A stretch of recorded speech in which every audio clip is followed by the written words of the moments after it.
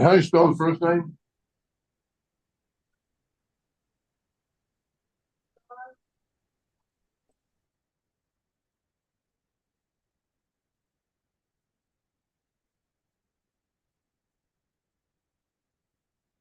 Good afternoon, everyone. Hope everyone's doing well this afternoon. Good afternoon, Your Honor. How are you? I'm doing fine, Ms. Bridgewater. Hope you are as well. I am.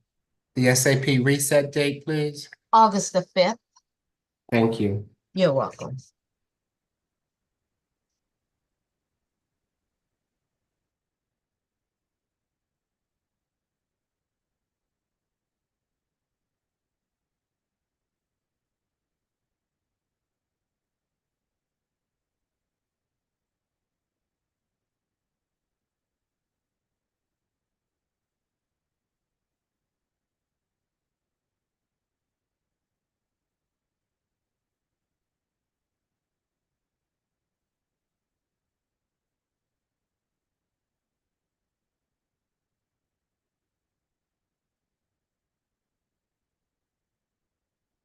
Is anyone with me at the South Annex? Who is that we have there this afternoon?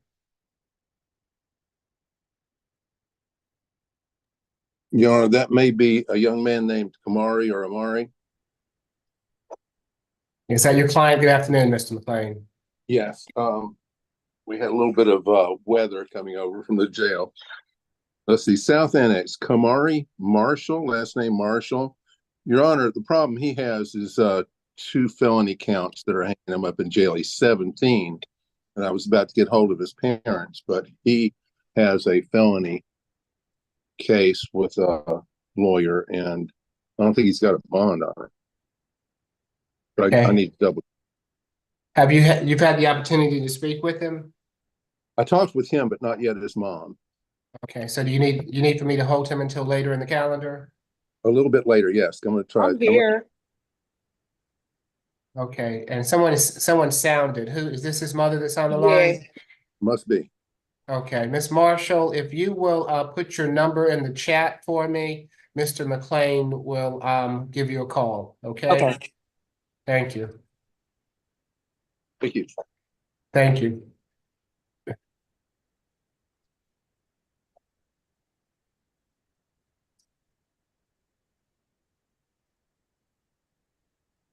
Okay, it's in the chat, Mr. McLean. So Very good. I'll hold your cases until you're able to speak with her. 8375. Thank you. I do have one translator case. Other than that, I'm good. Okay.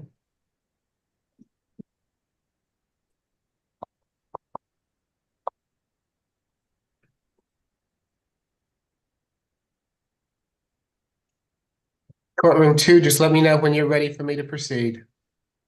Ready to go, Judge. Yes, good afternoon. Good afternoon, ladies and gentlemen. I'm Judge Eric Mario. This is the State Court Expedited Accusation Calendar that we are conducting by video. You have a right to remain silent. Anything you say can be used against you. You have a right to have an attorney present at these proceedings. If you do not have a private attorney, we're providing you with the assistance of a public defender or a conflict defender this afternoon if you choose to utilize their service. If you didn't hear courtroom 2, Mr. McLean is on the line with someone, so could we either take either Ms. Atai's cases or Ms. McLeod's cases until he is ready to proceed, okay? Yes, Judge. Thank you. We can start with position number 5, Ms. Brown.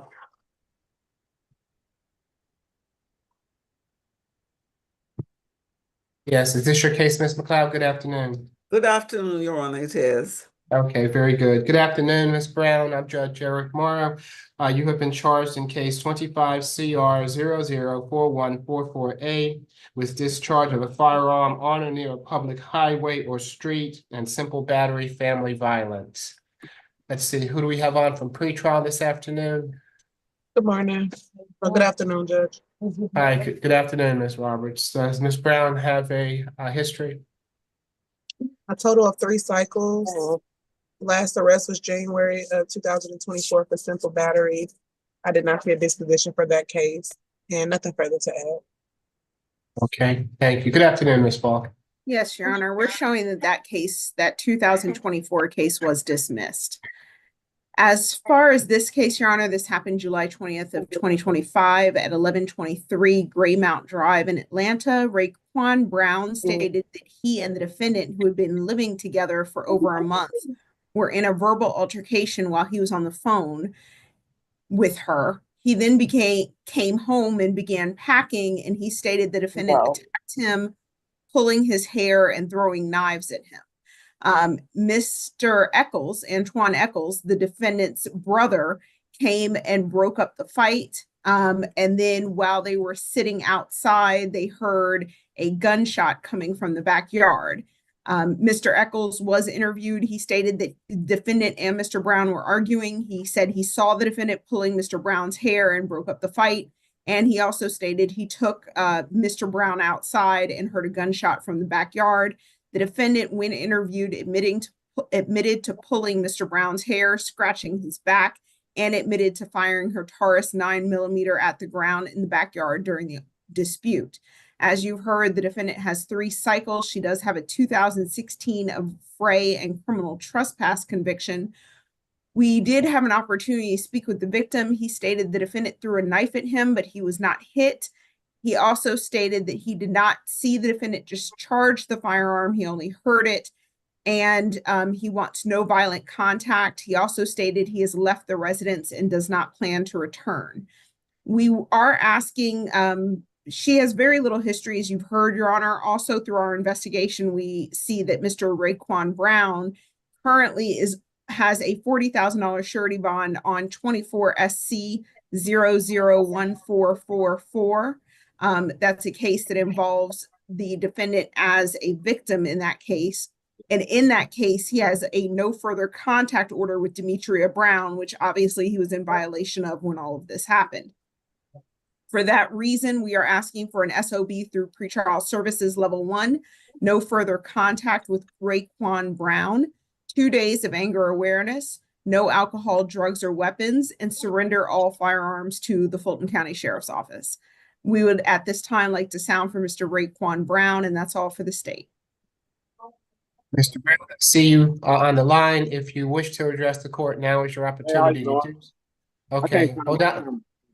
Oh, Mr. Brown, if you would like to address the court, I'm happy to hear from you. You're gonna have to activate your camera for me. It won't let me activate it. Every time I keep saying activate it say you cannot start your video. Okay, let's see if we can have someone release it so that you can start it. Okay. Okay, let's see. Okay, Ms. Strong, oh, there we go. Okay, Mr. Brown, if you'll raise your right hand for me. Do you swear or affirm the testimony you're about to give before this court be the truth, the whole truth, and nothing but the truth? Yes, sir. Okay, you can place your hand down. What would you like to tell the court, sir? He's not a bad person, Your Honor. Yes, we have difficulties, and we go through stuff, but yesterday was not prevented to go this far and escalate. I was gonna leave after the situation happened. I don't want any problems or press charges. I don't want to do nothing to hinder her from being successful in life. As me, I just keep my distance and stay away from her. That's the only thing that I have to say, Your Honor. Okay, so Mr. Brown, let me just say that because of what I've been told, you're not supposed to be around Demetria anyway. That could be a violation of your bond order that you have in a separate court, and they could revoke that bond because of that. So you're not supposed to be around her, and I'm going to order that she not be around you at the present time. Thank you for being here this afternoon, sir. Okay. Yes, Ms. McLeod. Good afternoon, Your Honor. We are okay with the bond that's stated and with the conditions. Okay. As such, for the discharge of the firearm, a $4,000 signature bond through pretrial level 1. For the simple battery, a $1,000 signature bond through pretrial level 1 makes for a total of a $5,000 signature bond through pretrial level 1. 2 days of anger awareness, surrender all firearms, no further contact with Raekwon Brown, and no drugs, alcohol, weapons while out on bond. Good luck to you, man. You're welcome, Ms. McLeod. Good luck to you, Ms. Brown. Your Honor, could you give me that breakdown one more time? Yes, 4 for the discharge and 1 for the battery. Thank you. You're welcome. Next is position 18, Ms. Mitchell. Good afternoon, Ms. Mitchell. You have been charged in case 25 CR 004134J with battery family violence 2 counts and simple battery family violence 2 counts. Is there a history? We don't show a history, Judge. Yes, Ms. Falk. Yes, Your Honor. Just give me a moment. I'm just putting in the last part of your previous order, and I'm working alone today, so I do apologize. No, you're fine.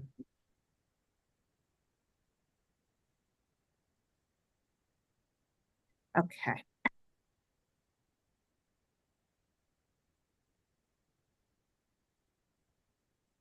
Okay, and this is Meredith Mitchell? Yes, it is, position 18. Yes, Your Honor. This incident happened on July 19th, 2025 at 5638 River Oaks Place in Sandy Springs. Law enforcement responded to a domestic dispute call, spoke with the defendant and the victim, Miss Emily Hovis. Ms. Hovis explained that the defendant had been staying in a guest room after an argument, but she had tried to get the defendant to leave and go with a relative. The defendant then struck her, placed a hand over her mouth to prevent her from screaming, pushed her to the ground, and kicked her. The officers did observe that the Miss Hovis was actively bleeding from her lip and had a large swelling knot on the back of her head. Multiple red markings were on her face, consistent with being struck repeatedly. The defendant was admitted to having several alcoholic drinks prior to this incident. And in the guest bedroom, there was blood on the wall near the baseboards where Miss Hovis described the attack, and the blood spatter was consistent with Miss Hovis's statements. We had an opportunity to speak with Miss Hovis. She stated that she did not want to comment on the incident. She did confirm her injuries, but did not wish to comment on whether she had received medical attention.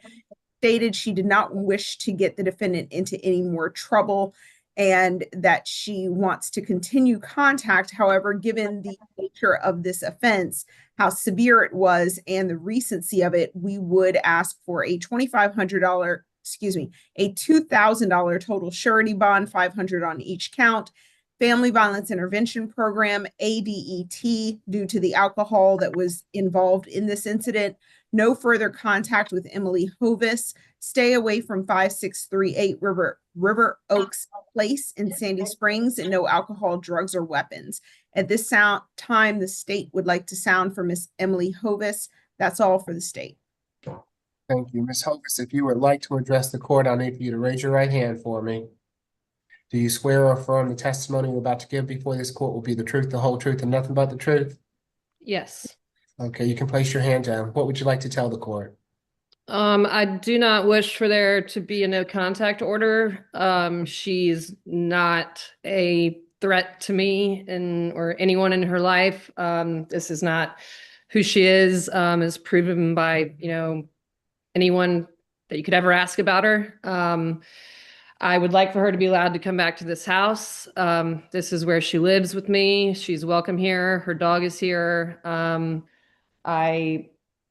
If there was a way I could get her to not be in any trouble at all, I would, but I certainly would ask that, she be released as soon as possible, and I'd like for her to still have contact with me.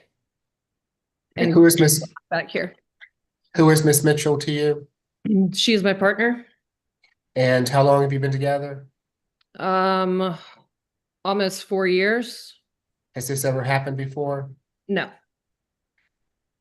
Okay, thank you. I appreciate you being here this afternoon, Ms. Hovis. Thank you. You're welcome. Ms. McLeod? Yes, Your Honor. We have heard from my client's partner. She's 44 years old, has never been in any kind of trouble, Your Honor. So I would definitely ask for a signature bond and not a surety bond. And as Ms. Hovis has said, she wants to have contact, and the client also wants to have contact. They've been in a relationship for some time, Your Honor. This is just something they were drinking and this incident happened, but it's not something that usually happens with them, Your Honor. So I would ask for no further violent contact, and of course a signature bond. Nothing further, Your Honor. Okay, for each of the battery charges will be a $2,000 signature bond through pretrial level 1. For each of the simple battery charges, a $1,000 signature bond through pretrial level 1 makes for a total of a $6,000 signature bond through pretrial level 1.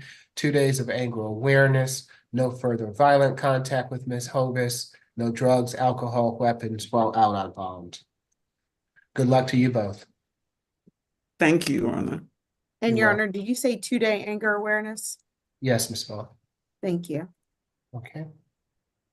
Next is position 21, Mr. Ponder. I'm sorry, Judge, before we proceed, the interpreter is on and Mr. Ty would like to be to speak. Do you mind if I ask where the defendant is? I'm sorry, Mr. Ty. Okay. We have it's one at Alpharetta and one over here.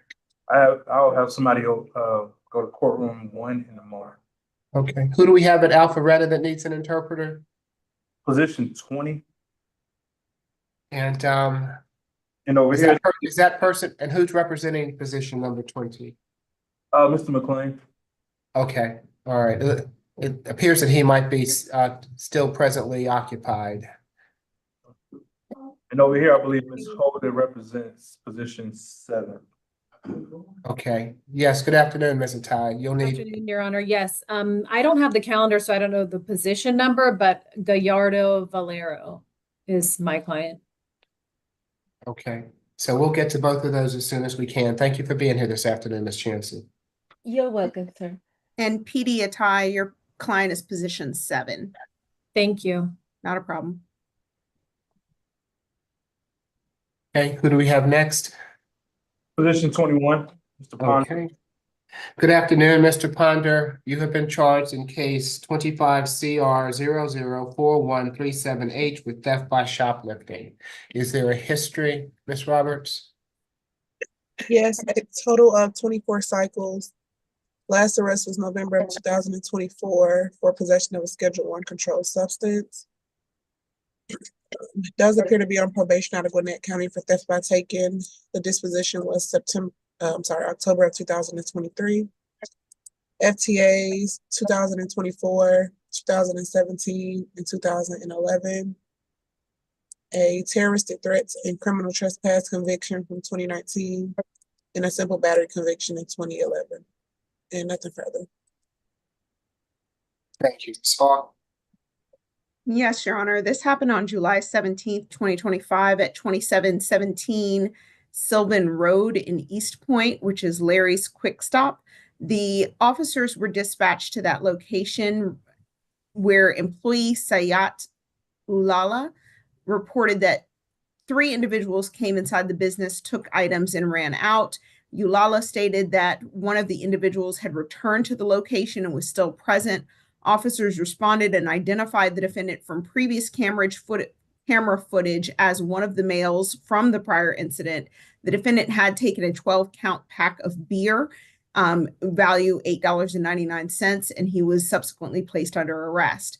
The bond is currently set at $600. As you've heard, the defendant has a lengthy history, including FTAs from 2017, 2024, and a felony theft by taking from 2023, where he's under first offender sentence. We are requesting that the bond remain as set. The defendant stay away from Larry's Quick Stop at 2717 Sylvan Road in East Point, have no further contact with Sayat Ulala, and no alcohol, drugs, or weapons. That's all for the state. Yes, Ms. McLeod? Yes, Your Honor. I have spoken with my client and he tells me that he doesn't have anyone to bond him out of jail. So I know that there's a set bond, which is not particularly high, but he tells me he doesn't have anyone to post bond for him. So I would ask the court to take that into consideration in setting his bond. I believe the state said he had a recent FTA, so I suppose he probably is not eligible for any kind of signature bond, Your Honor. So I would just ask the court to consider the fact that he has no amount in setting a bond for him. Okay, I'm gonna leave the bond where it is, $600 good bond, stay away from Larry's Quick Stop, no further contact with the alleged victim, no drugs, alcohol, weapons while out on bond. Good luck to you, Mr. Ponder. Thank you, Your Honor. And that concludes my business before the court. May I be excused? Yes, thank you, Ms. McLeod. We'll see you next You're time. welcome. And could I ask Miss Grace to email me the intake documents and the calendar for today? I haven't received them yet. It was Ms. Strong. I'll say it, Ms. McLeod. I'm sorry. Who was the other person? Mr. Ponder and who else? And Miss Brown and Miss Mitchell. Brown, Mitchell, and Ponder. Okay, thank you. Thank you. Who do we have next? Position 14.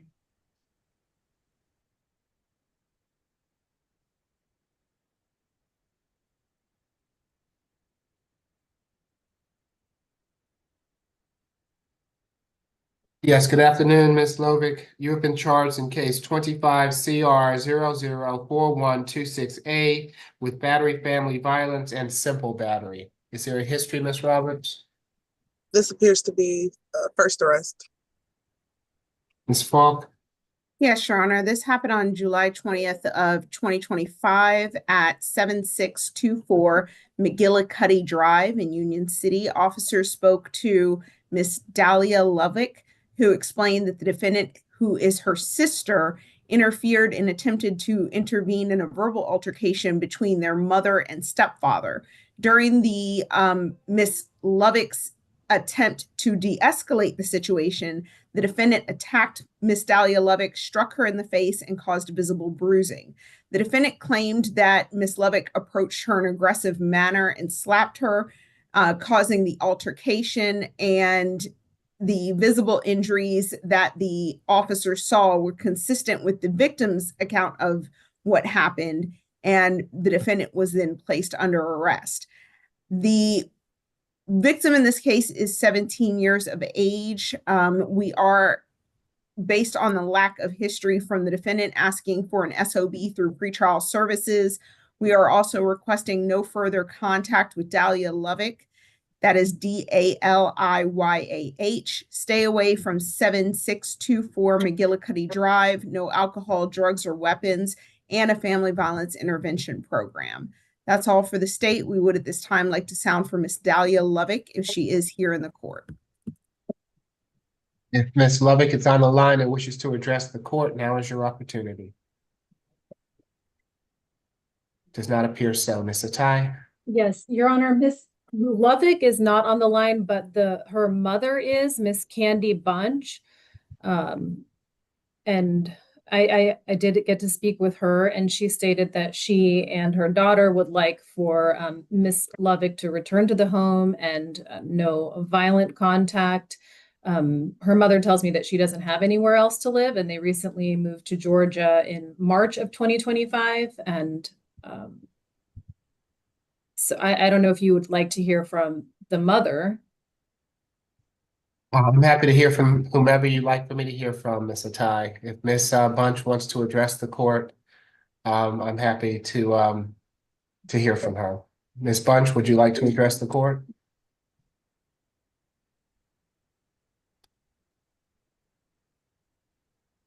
Can y'all hear me? Yes, ma'am. If you would like to address the court, I'll need for you to raise your right hand for me.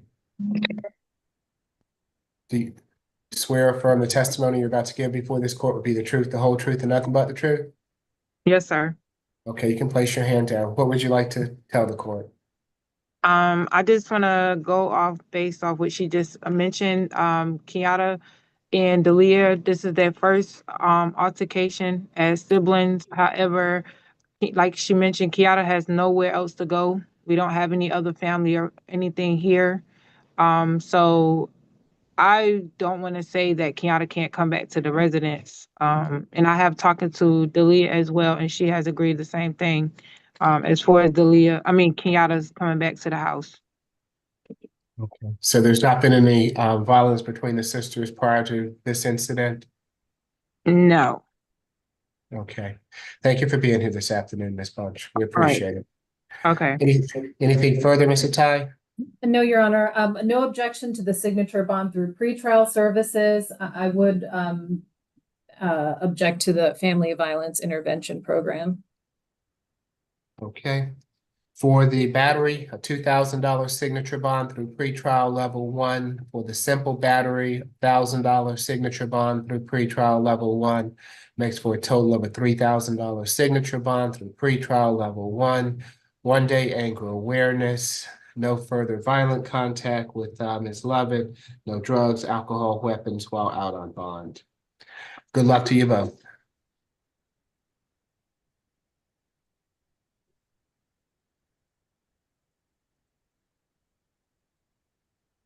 Okay, it looks like we're ready for someone in courtroom 1. Mr. McLean, are you back with us? So we can't take anything in a breakout room until Mr. McLean returns with us so that we can keep court going. So can we take another one of Mr. Ty's cases until Mr. McLean gets back with us? And could someone please text Mr. McLean for me and let him know that we are waiting on him, please? Thank you. Position number 1, Alberty.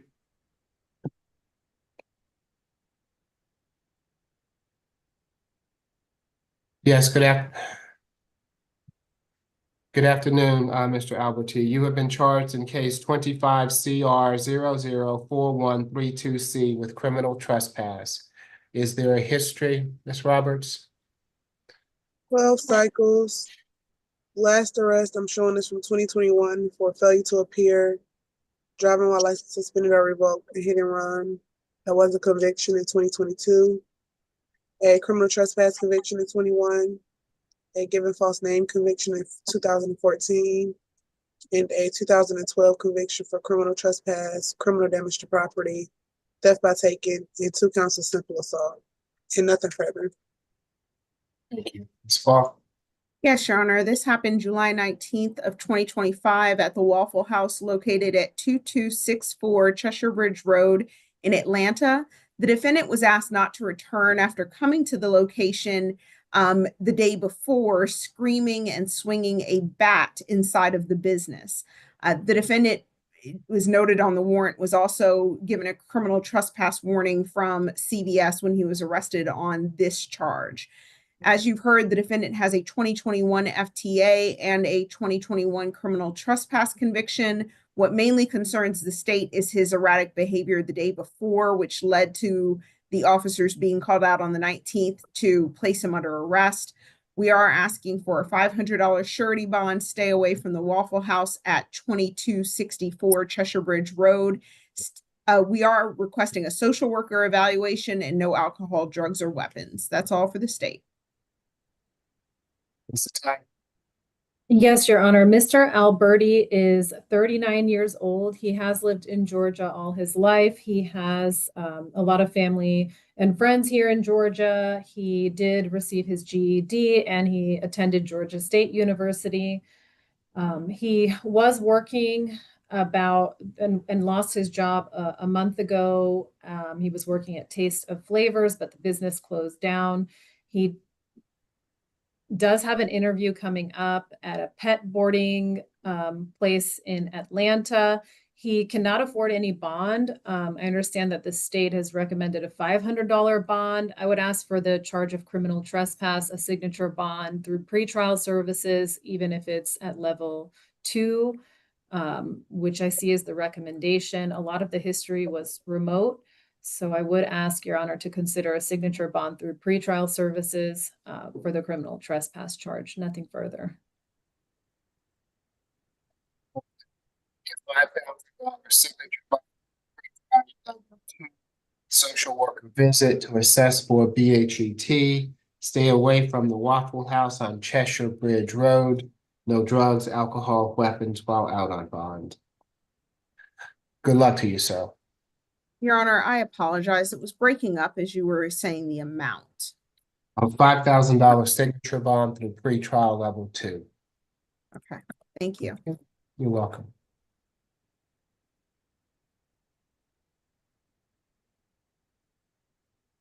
Next is position 2. Alpharetta Annex. Okay, and this is Ms. Christopher Alpha. Good afternoon. You have been charged in case 25 CR 004138G with battery and 2 counts of simple battery. Is there a history, Ms. Roberts? 2 cycles. Last arrest was in 2018 for a DUI. That was a conviction. And nothing further. Good afternoon, Judge. This is Jennifer Scallion. Yes, Ms. Scalia, Judge, is I this? apologize. I was having connective issues. This is Okay. my client, yes, Judge. Okay, so Christopher Alpha is your client here? Yes, Judge. Okay, tell me, I see 3 people at the Alpharetta Annex. Who is Christopher? Okay, Mr. Alpha, would you come have them put you forward, please? Thank you. All right, and Mr. Alpha, did you hear me read the charges? Okay, so you're charged in case 25 CR 004138G with battery and 2 counts of simple battery. Okay, and I've already gotten the pre-trials report. Ms. Falk? Yes, Your Honor. This happened on June 20, excuse me. This occurred on, oh, yes, I'm right. June 21st, 2025 on Morris Road near the Waffle House at 3319 Old Milton Parkway in Alpharetta. Several witnesses were standing around Miss Courtney Underwood, who was lying on the sidewalk shaking and trembling. She stated the defendant, her friend of 30 years, threw her out of the vehicle. She, according to Miss Underwood, stated there was no argument. The defendant just got out of his vehicle, pulled her out of the car, and threw her to the ground. She also stated the defendant had previously had a history of drug abuse and has abused her in the past. Miss Underwood was demonstrating severe pain to her ribs on both sides when she was being treated by Grady EMTs.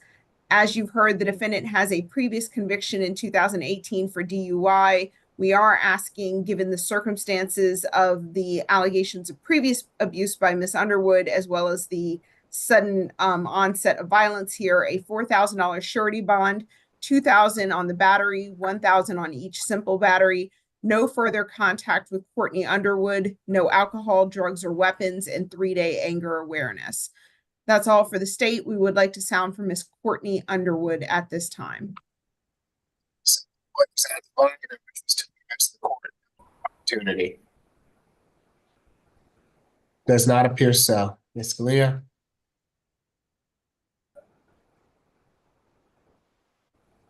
Can you hear me, Ms. Scalia?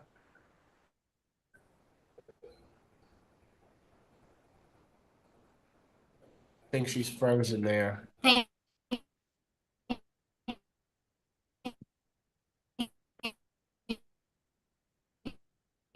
Judge, I'm sorry. The video was breaking.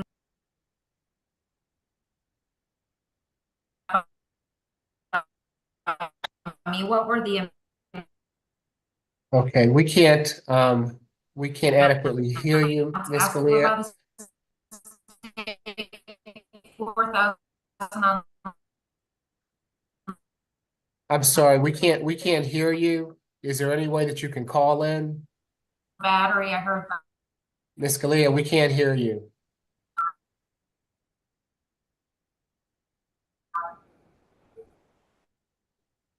I can. Ms. Strong, are you with me? Yes, sir. I removed her so she can try to Okay. come back in. Maybe she can have better service when she comes back. Does she have a notice of appearance filed? Let me see. What's that? No, sir. But what was her first name? I can try to look her up and try to contact her. Or what was the spelling of her? First name I think is it's Jennifer. Last name SCALLION. ALIA. Okay, I'll try to find it, Judge. Just Okay, thank you, Ms. Strong. Mr. Alpha, we'll be back with you, sir. I apologize. Okay, so we are ready for somebody to go into a breakout room. Is any with Ms. Chansey? So That's probably my Obispo. we have a couple, Mr. McLean. So if you want to go into the breakout room first, who is your Well, client? But we I was- can't, you can't was go gonna- to the break room because, you'll have to go with Alpharetta. Because his person is in Alpharetta. Okay, and Ms. Atai's person is in courtroom 1? Yes, Judge. Okay, so why don't we just go ahead and go into courtroom 1 with Ms. Atai's case and Ms. Chansey? Is that okay? Yes, sir. Okay, so if we can place courtroom 1, Ms. Atai and Ms. Chansey into a breakout room, please. There's one of Mr. McLean's cases that's in courtroom 2 that we can go to until Ms. Scalia comes back to us.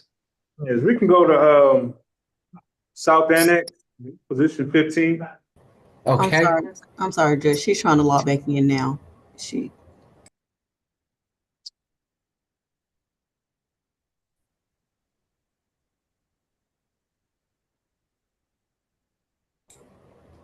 But I guess we can proceed until she gets back in.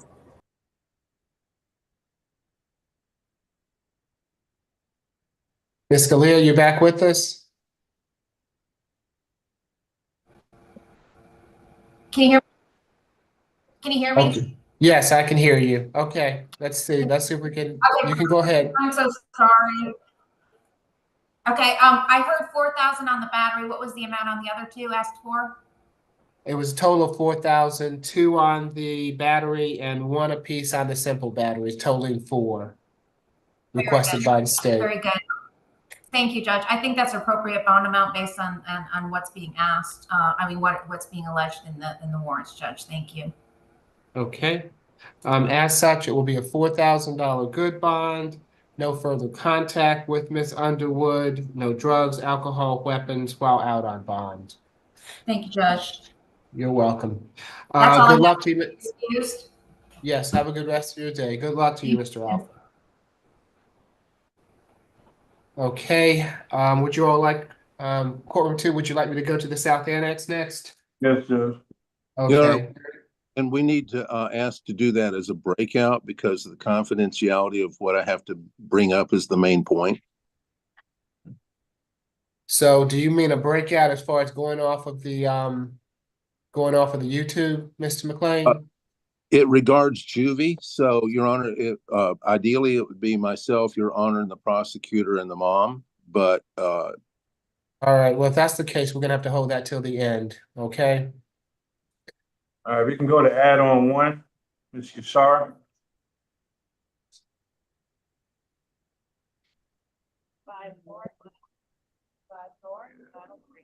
Yes. Good afternoon, Miss Yashara. You've been charged in case 25 CR 004146D with battery theft by taking and simple battery. Is there a history?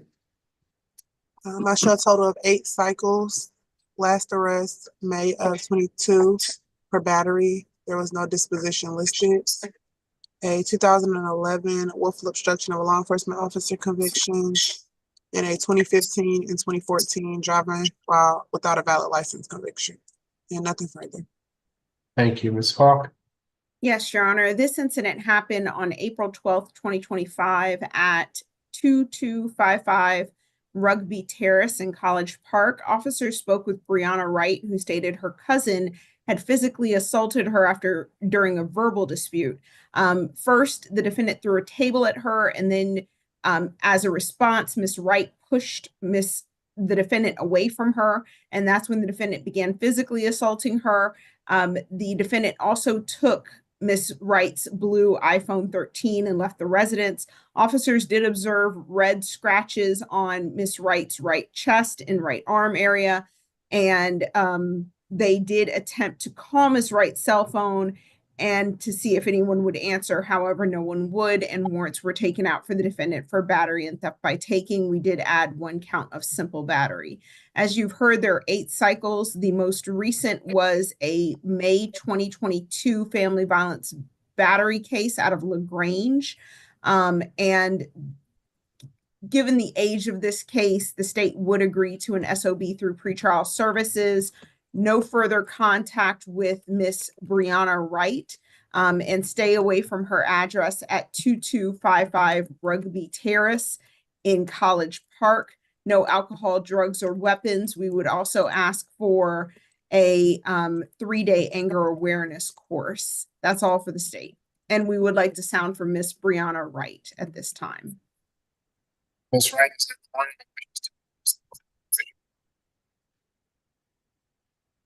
Does not appear so. Mr. McLean?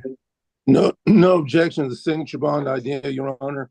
We leave it up to the court on any anger awareness classes. She does auto assembly, so working full time. And of course, that is, she's a high school graduate.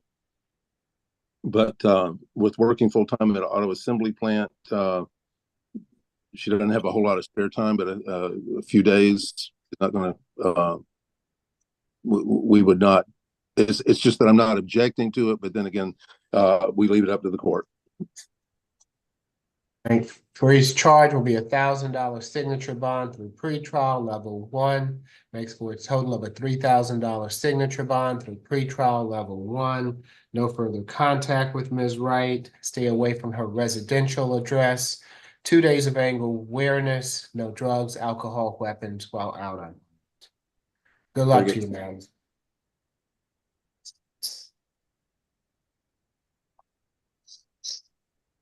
Who do we have next? Position 16, McKay, Alpharetta Annex.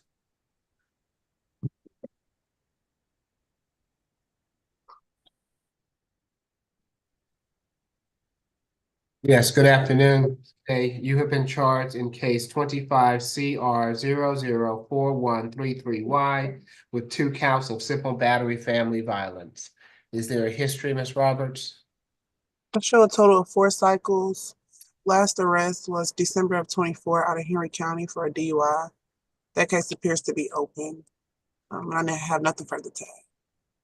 Thank you, Ms. Falk. Yes, Your Honor. This incident happened on July 20th at 420 Wave Tree Drive in Roswell. Law enforcement spoke with Miss Tyrecia Miller, who stated the defendant, her living girlfriend of 2 years, had attacked her. They had been at a quick trip and started a verbal argument, had a disagreement. The defendant threw the victim's cup out of the window, and they returned home. The victim, Miss Miller, provided video footage of a physical altercation showing the defendant rushing into their bedroom and swinging her arms at Miss Miller, punching her, and the defendant also pulling Miss Miller's hair. A second video showed both parties on the bed with the defendant punching Miss Miller and pulling Miss Miller's phone away from her. Law enforcement spoke to the defendant, who admitted to having several alcoholic beverages prior to the altercation and was visibly intoxicated while speaking with the officers. They placed, the defendant was observed to have a bruise, but explicitly stated that this injury was several weeks old, and the defendant was placed under arrest for the offense. The state's recommendation is a $2,000 total surety bond, $1,000 on each charge, family violence intervention program, alcohol, drug evaluation and treatment, no further contact with Tyrecia Miller, and stay away from 420 Wave Tree Drive in Roswell, no alcohol, drugs, or weapons. We do have that the defendant had a previous battery in Illinois that was reduced from an aggravated battery against a police officer and pled to in 2019 with 12 months of supervision. So there is a history of violence here, which is why the state is asking for a surety bond. Additionally, there is video evidence showing that this incident occurred, that the defendant was the aggressor, and it appeared to be provoked by an argument between the two that escalated pretty severely from there. So for that reason, the state is requesting a surety bond. We would like to sound for Ms. Tyresia Miller at this time, and that's all for the state. Ms. Miller is on the line and wishes to address the court. Now is your opportunity. Does not appear so. Mr. McLean? Your Honor, we have my client's a high school graduate, also taking coursework in electrician work, and 1 year down, 3 to go as far as the major certification on the electrical work. Also does carpentry, that is to say fine carpentry, which is cabinet work. We are aware of the previous arrests. The client told me about those. We have no basis on which to object to the stay away if the court feels that is called for. But we would ask for a signature bond, Your Honor, based on the education, the work, and the relative, compared to some cases, the relative small history. Thank you. For each charge will be a $2,000 signature bond through pretrial level 2, makes for a total of a $4,000 signature bond through pretrial level 2, 2 days of anger awareness, random drug and alcohol screens, no further contact with Ms. Miller, stay away from the Wave Tree Drive address. If necessary, she can go back to that address on one occasion with law enforcement to retrieve any belongings. No drugs, alcohol, weapons while out on bond. I'm giving you a signature bond, Ms. McKay, but if you test positive for use of alcohol while you're on probation, the bond is going to be withdrawn. Good luck to you, ma'am.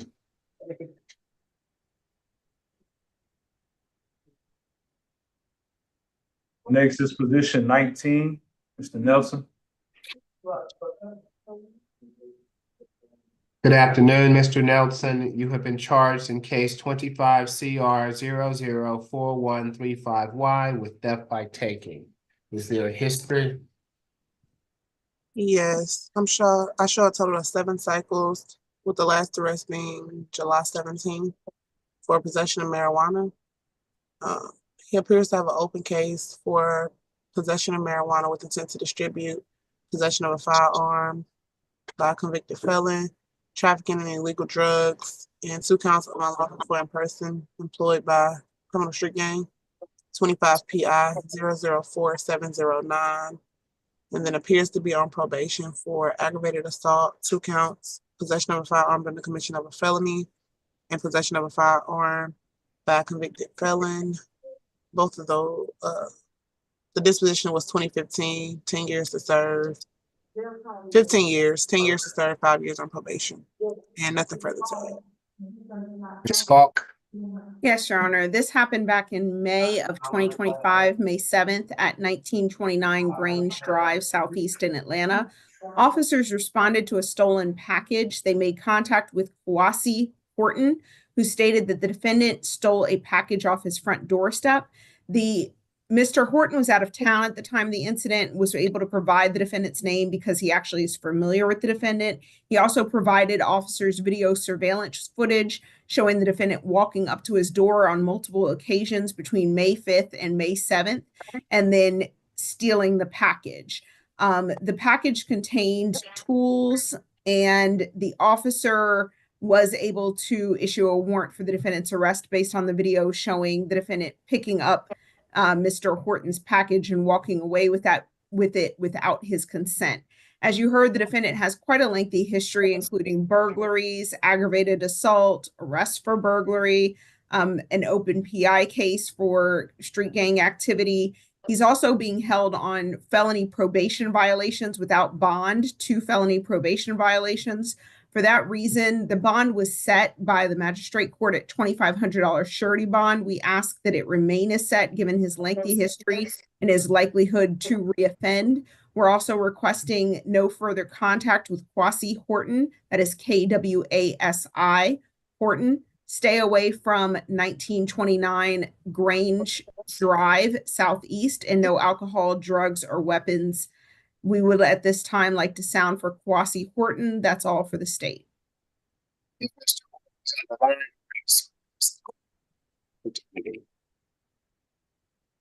Does not appear so. Mr. McLean? Your Honor, Mr. Nelson is 33, high school education, plus 2 years of studying towards a business management degree. Hasn't quite finished that associate's yet, but pretty close. Worked in a restaurant for the last year and a half.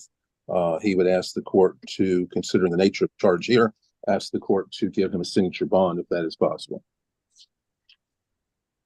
Okay, I'll leave the bond where it is.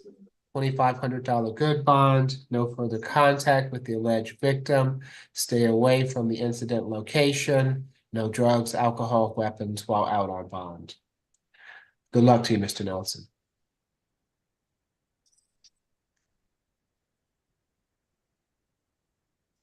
Okay, do you all want me to take the interpreter case next in courtroom 1?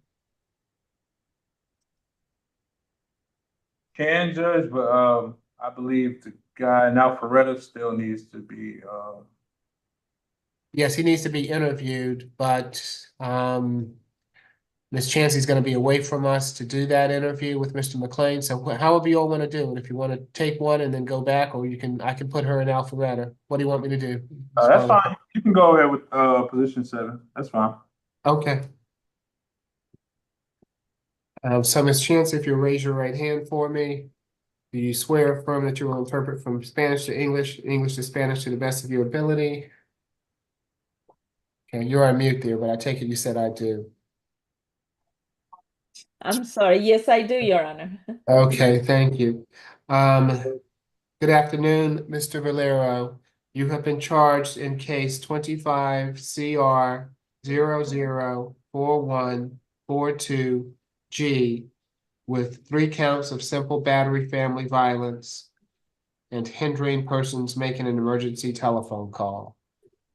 Buenas tardes, señor Gallardo Valero. Usted ha sido acusado en el caso 25 CR 004142G con 3 cargos de golpes y lesiones simples, violencia familiar y otro por dificultar una llamada telefónica de emergencia. Is there a history, Miss Roberts? ¿Hay antecedentes, señora Roberts? 7 cycles. 7 ciclos.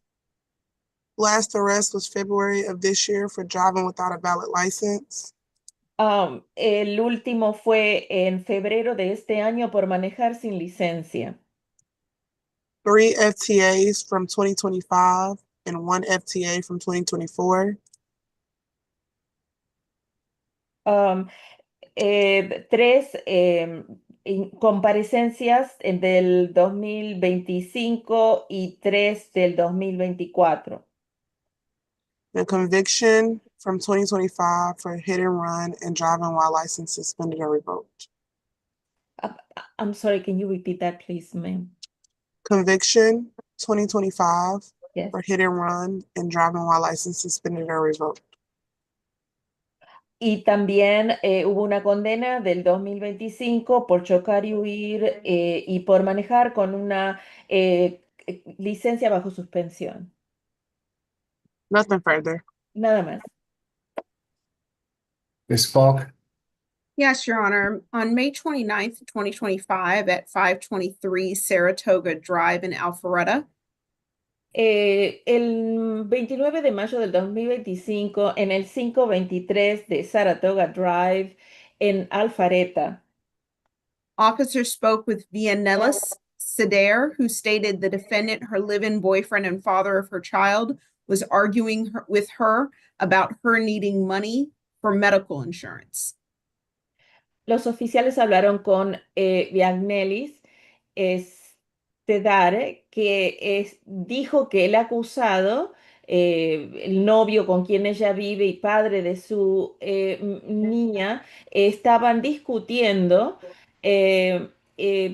sobre ella y la necesidad que tenía de dinero.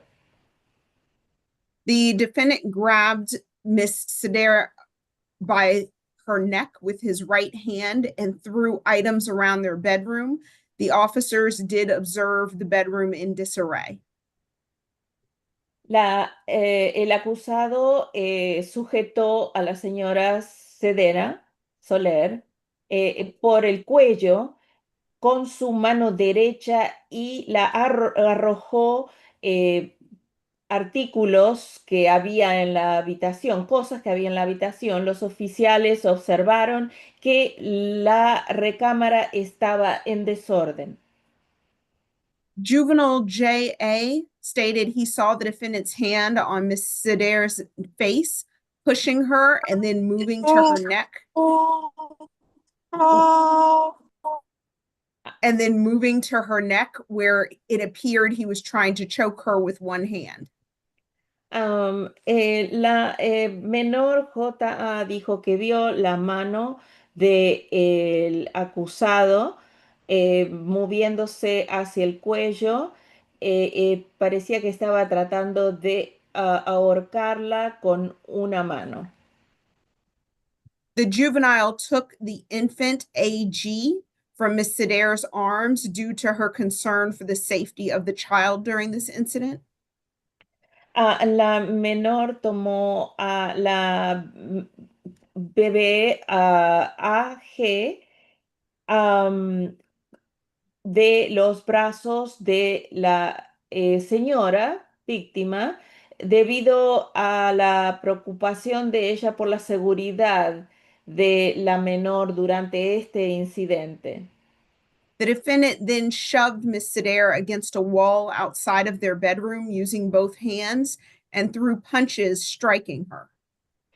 El acusado entonces empujó a la señora Sedar contra la puerta de afuera de la recámara usando ambas manos y tiró puñetazos golpeándola.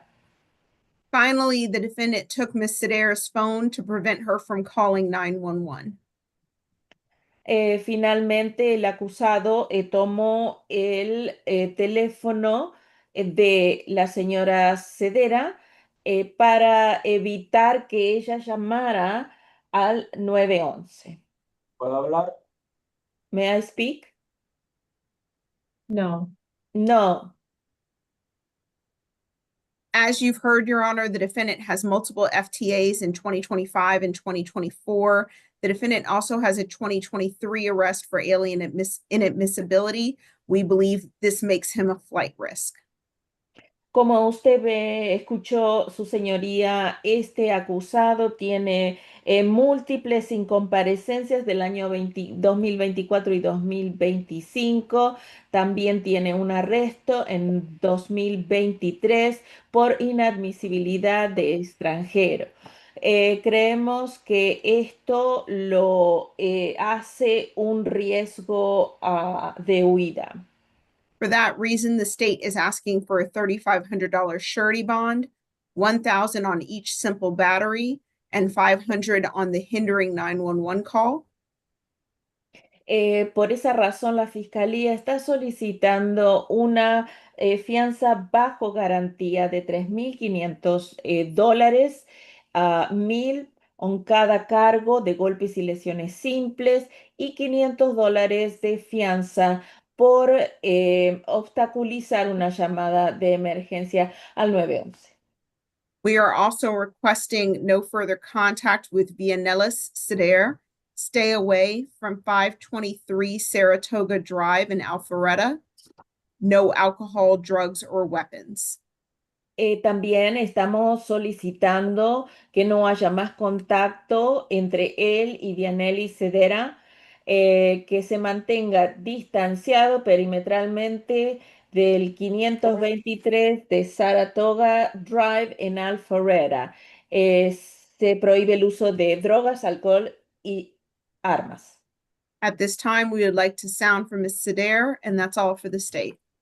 En este momento queremos llamar a la señora Cedera, y eso es todo de parte de la Fiscalía. You will sound for me, Ms. Chancey, please. Señora Ignali Cedera, ¿está usted en la plataforma? Por favor, Sí, prenda, dígale que nada de eso es así. Sí, estoy acá presente. por favor, prenda su cámara y micrófono para que el señor juez pueda verla, por favor. Ok, pero estoy en la calle, no importa. Is it okay? I'm on the street. O sea, no Yes. estoy. No importa. Es decir, It's okay. I'll need to see her if she wants to speak to the está court. bien. Necesito verla si usted quiere hablar conmigo, el juez. Ok, Okay, if you'll raise your right hand for me, ma'am. Levante su mano derecha, por favor, que la podamos ver en la cámara. Gracias. ya. Do you swear or affirm the testimony you're about to give before this court will be the truth, the whole truth, and nothing but the truth? Jura o afirma que la declaración que dará ante este tribunal será la verdad, toda la verdad y nada más que la verdad. Sí, lo juro. Yes, I do. You can place your hand down. What would you like to tell the court? Puede bajar su mano y Ok. debe hacer pausas. ¿Qué quiere decirle al juez? Ok, de lo que escuché porque estaban en la videollamada desde que empezó, debido digo que al traductor dijeron unas cosas que no eran. According to what I heard, because I was on the video call, I through the translator, things were said that weren't true. Porque ese día fueron oficiales que solo hablan en inglés y fue tras un traductor. Entonces, lo que escuché dijeron cosas que las cuales no dije o seguro que entendieron mal. Well, see, on that day, there were officers who only spoke English, and also they had a translator. So what I heard, they said things which she didn't say or maybe understood wrong.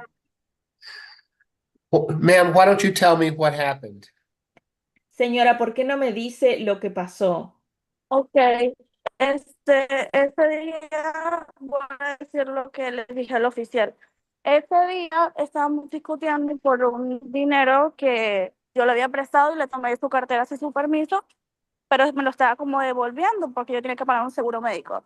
Entonces discutimos, bueno, si quieres le puedes explicar Yeah, por parte we are on that day, we were arguing because some money that I had lent him, and he was giving it back, and it was to pay for health insurance, and we were arguing about that. Siga, gracias.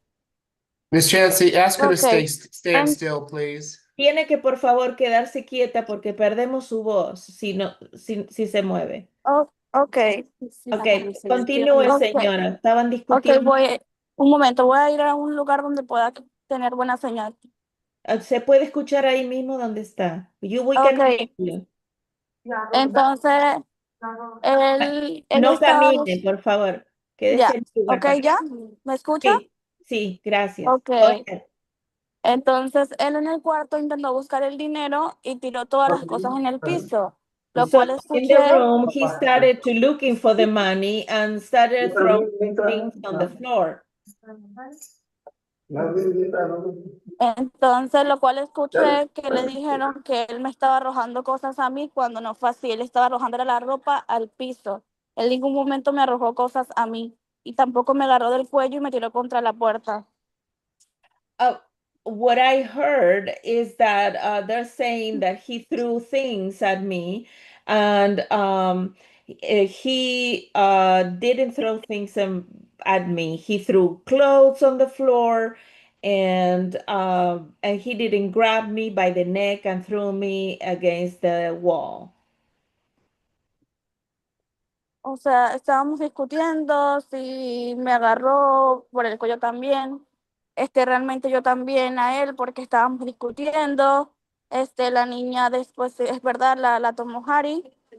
Y él me rompió mi camisa porque el oficial vio y lo supo, lo cual les dijeron. Yo también pues le tomé la de ella y realmente llamé a la policía porque estaba muy asustada porque Okay, one estaba moment, molesta. please. Okay. We were arguing, and yeah, he grabbed me by the neck, and I did the same to him because we were arguing.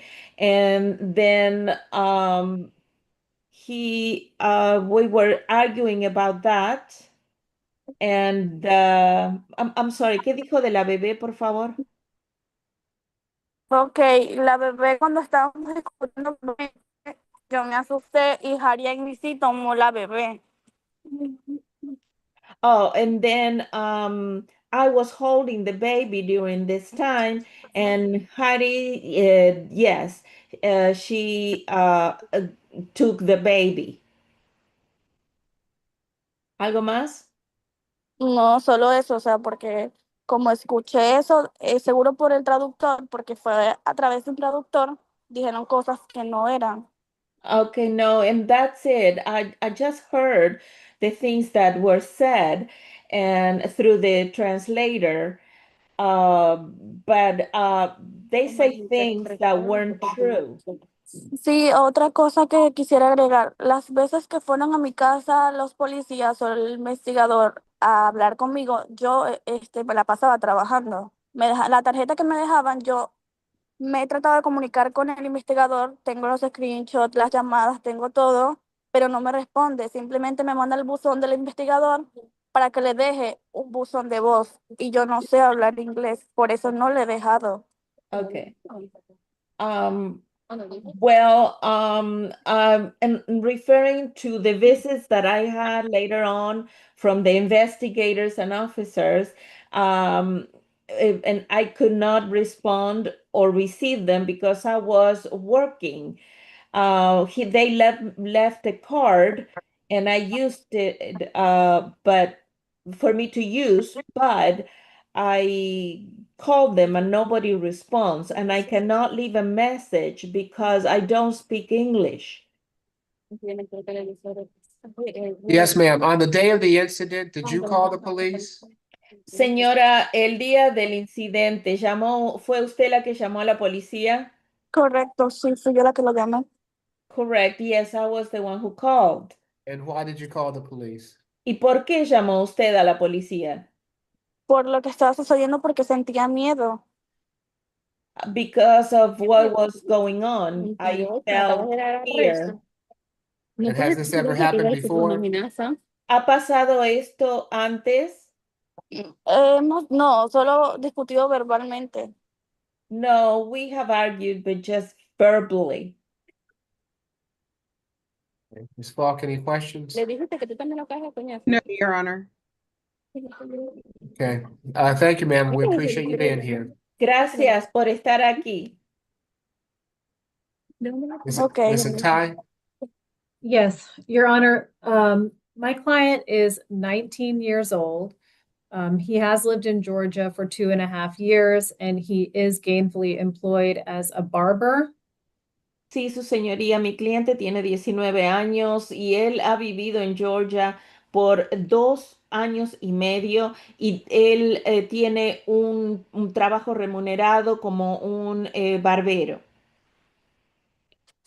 And I do see that his last arrest was February of this year for a traffic-related incident.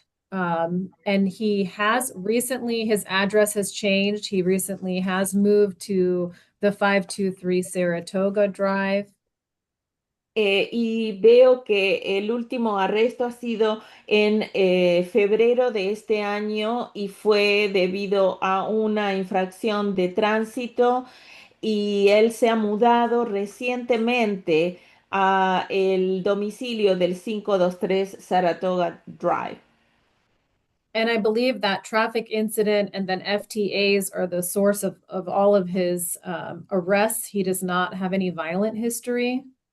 Y lo que creo es que ha tenido solamente incidentes de tránsito e incomparecencias, por eso han sido los arrestos, o sea, no ha tenido ningún historial o antecedentes de uso de violencia.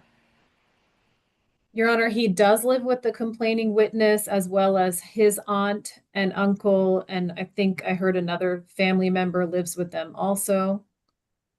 Su señoría, él vive con la testigo y también con su tía, un tío, y creo que otro miembro de la familia también. And I believe that the complaining witness does want contact with him. This incident did happen about 2 months ago, and they have continued living together, for the last 2 months and without any incident.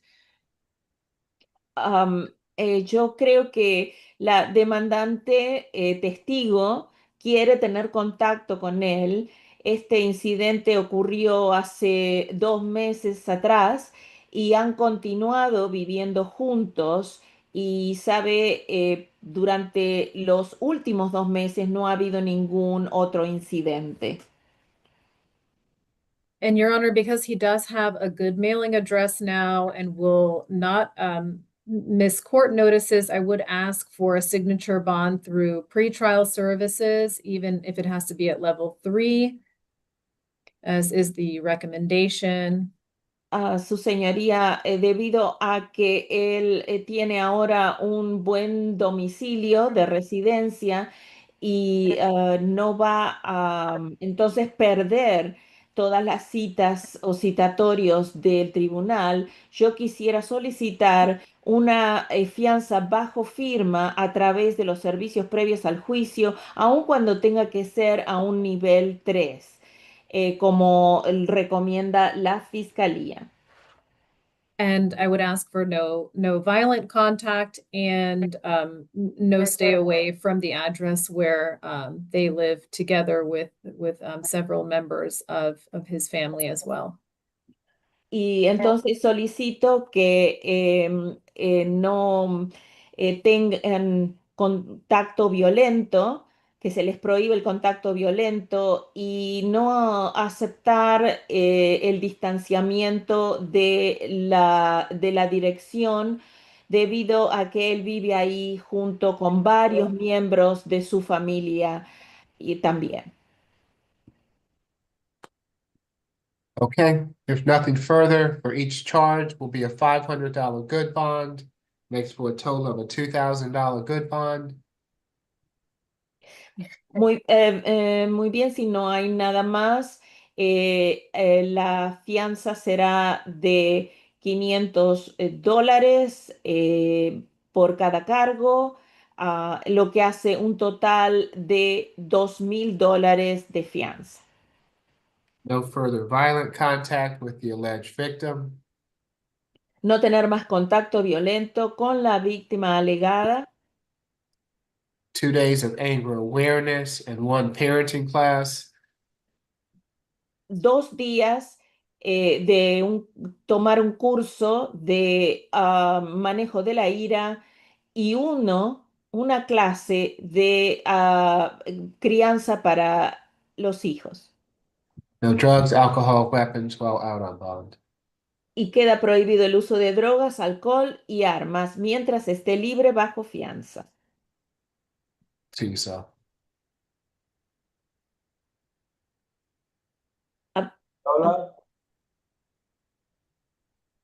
Okay, courtroom 2, where would you like for me to go next? Would you like me to place Alpharetta Annex into the breakout room?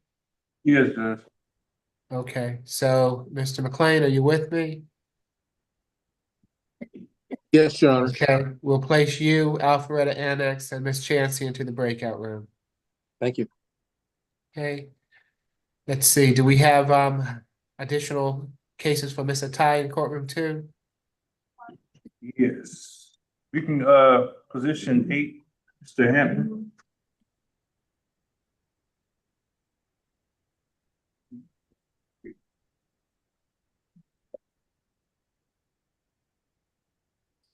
Good afternoon, Mr. Hampton. You've been charged in case 25 CR 004130C with giving false information to law enforcement.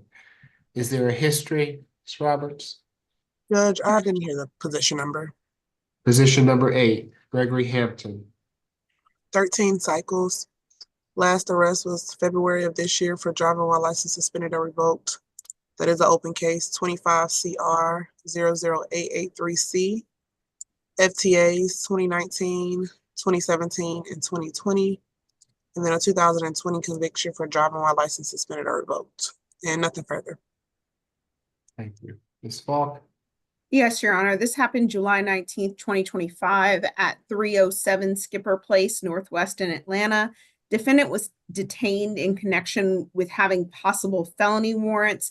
However, he repeatedly refused to provide his real name, kept providing the false name of Bell. They were finally able to identify him as the defendant, and he did have outstanding warrants. He is currently in custody on those outstanding warrants. One is for aggravated assault and one is for abuse of an elderly person. Those charges are under 25 PI 005844. I'm not sure what bond those were given at felony first appearance today.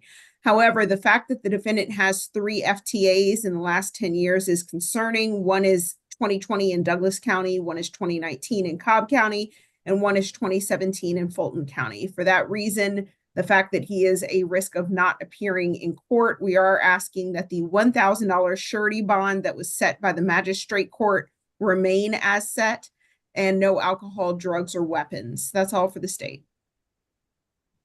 Okay. Is there someone there that can accept the breakout room?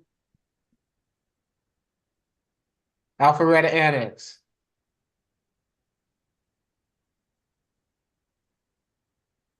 Ms. Strong, I take it that they've been prompted. Is that right? Yes, sir. Okay. I'll give them a call, Judge.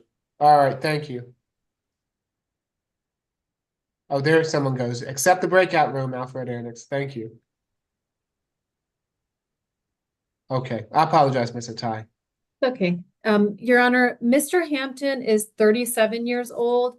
He has lived in Georgia all his life. He has 3 children. One is in college. He has a 16-year-old in high school, and he does have a middle school age daughter who has been diagnosed with autism.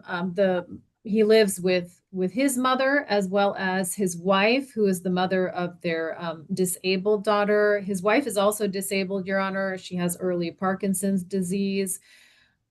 He tells me that his bond set on the cases in Superior Court is $9,000. I would ask, and he tells me that his funds are very limited. He does work at Partners Personnel, a temp agency, but he does not have, he already has to make quite a high bond on those cases. And I would ask for this charge of willful obstruction for a signature bond through pretrial services so that it gives him a better chance of being released at some point. And he has not had any FTAs in the last over 4 years, Your Honor. And he does have a good mailing address.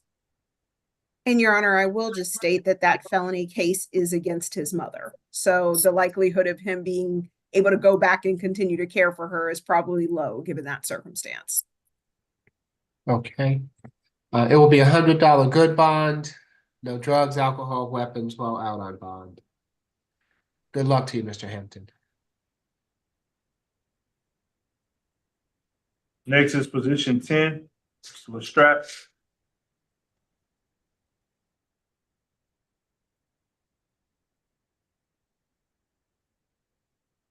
Good afternoon, Mr. Lestrap. You have been charged in case 25 CR 004125F for terroristic threats and acts and simple battery and simple assault. Is there a history, Ms. Roberts? I show a total of 29 cycles. Last arrest, August of 2024 for criminal trespass. A 2019 conviction for theft by shoplifting. A 2022 to 2029, 2017 criminal trespass conviction. A 2023 possession of a marijuana less than an ounce conviction. A 2017 conviction for harassment out of Tennessee. A 2012 conviction for assault out of Tennessee. And nothing further to add. Ms. Falk? Yes, Your Honor. This happened June 21st, 2025 at 2420 Piedmont Road Northeast in Atlanta. Officers were flagged down by Lisa Grove, who stated that she was on the MARTA train and her wheelchair was in the handicapped area, but partially in the aisle. The defendant boarded the train, was upset that the wheelchair was partially blocking the aisle, However, he had enough room where he could have passed. Instead, he began calling her a B, stating that he would slap the S out of her and would knock the rest of her teeth out. At one point, she had her sister on the phone to hear what was happening because she was being threatened. The defendant then knocked the phone out of her hand. Another patron grabbed the phone and gave it back to her. This was all captured on video and watched by the officers during the course of the investigation. Then on June 29th of 2025, so about 8 days after the first incident, another incident happened involving the defendant at the West End MARTA station at 680 Lee Street Southwest in Atlanta. Walter Cozart, who's the victim in that second case, stated the defendant boarded the bus and threatened him and struck him in the chest. He kept saying to Mr. Cozart he was following him, which Mr. Cozart denies. He said he does not know this defendant. And this was, again, all captured on video and watched by the investigators, the officers, during the course of their investigation. Now, we did have an opportunity to speak with the victim in this case, the first victim, Miss Lisa Grove. She stated that she doesn't know the defendant. She confirmed the events in the warrant. She stated that this is a MARTA station she goes to often, and she wants him to stay away from MARTA and does not want any contact. We are showing this defendant is a multi-state offender with 12 cycles in Tennessee, 2 in Ohio, and 17 cycles in Georgia. As you heard, there were quite a few criminal trespass convictions in 2024, 2022, 2 in 2019, 1 in 2017.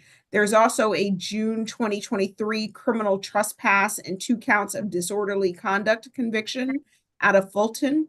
We are asking that, given this was 2 unprovoked attacks on individuals the defendant did not know at the MARTA station, we're asking for the $4,000 surety bond that is currently set by the magistrate court remain as set.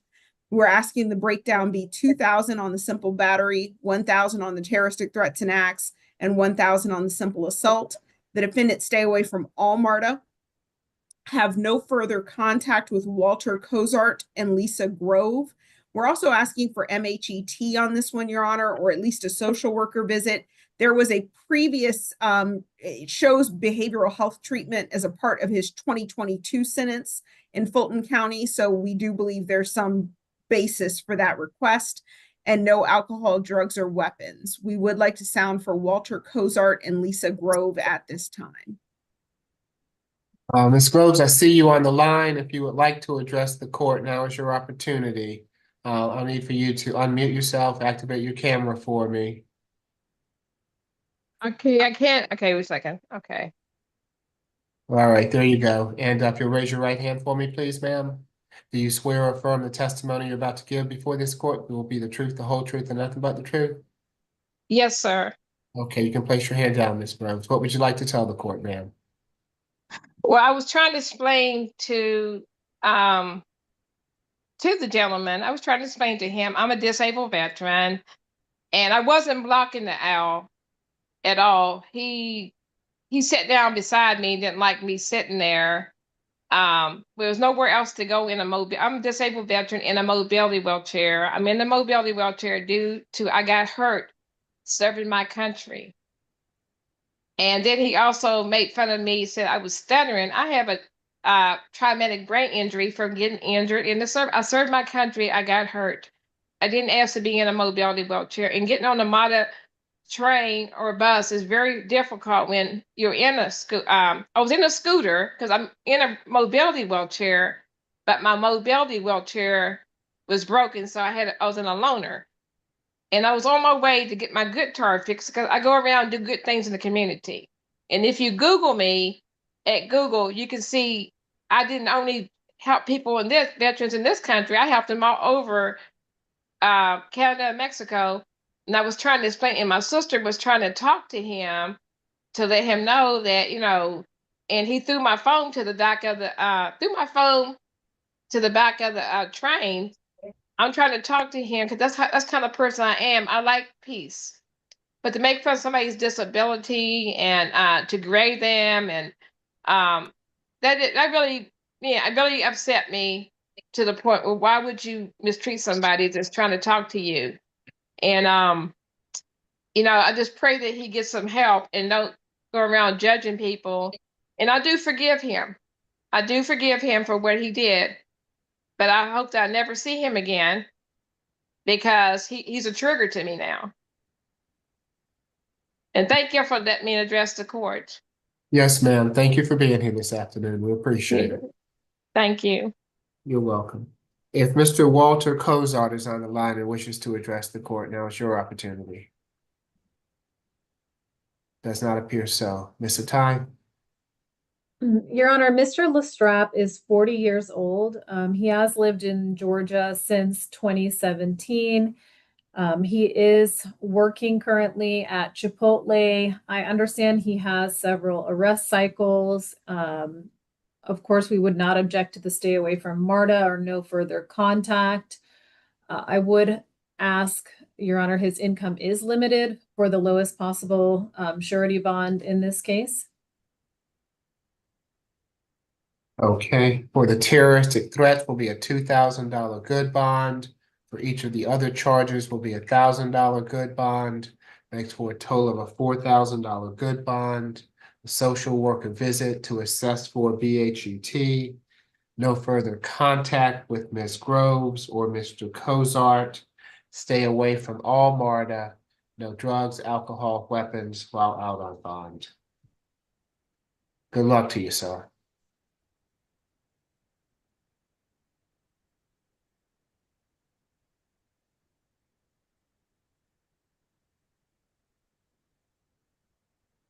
Next is position 22. Sheets. And it's from my understanding he wants to go pro se, Judge.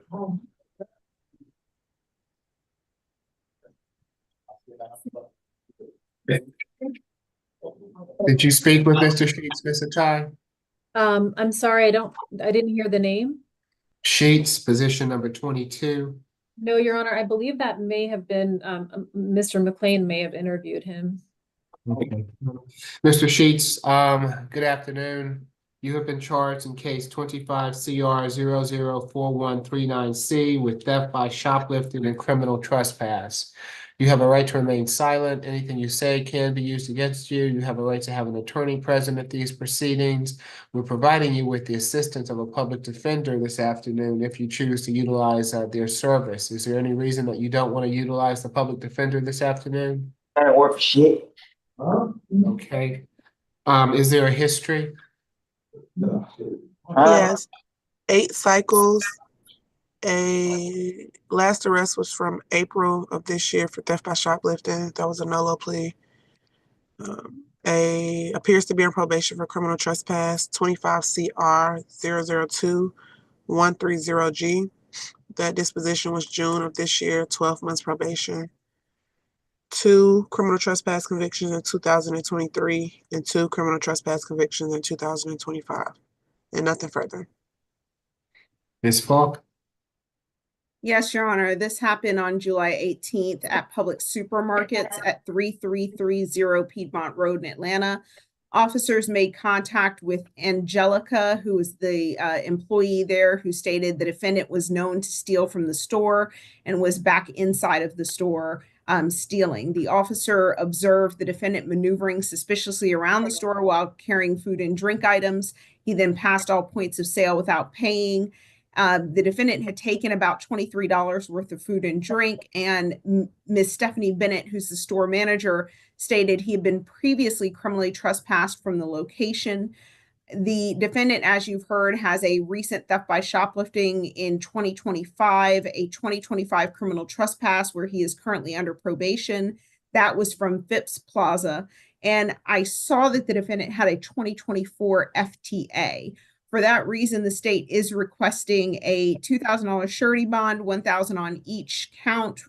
That bond, which was issued by the magistrate court, remain as set. An anti-theft course, stay away from the Publix at 3330 Piedmont Road in Atlanta. No alcohol, drugs, or weapons. That's all for the state.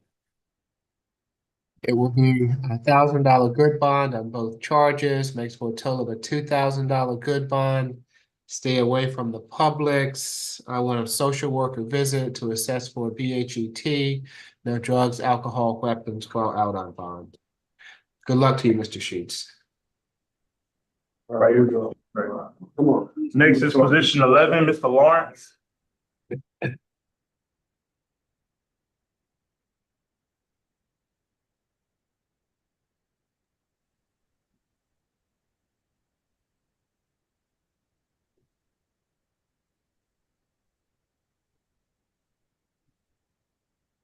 Good afternoon, Mr. Lawrence. You have been charged in case 25 CR 004124G with simple battery.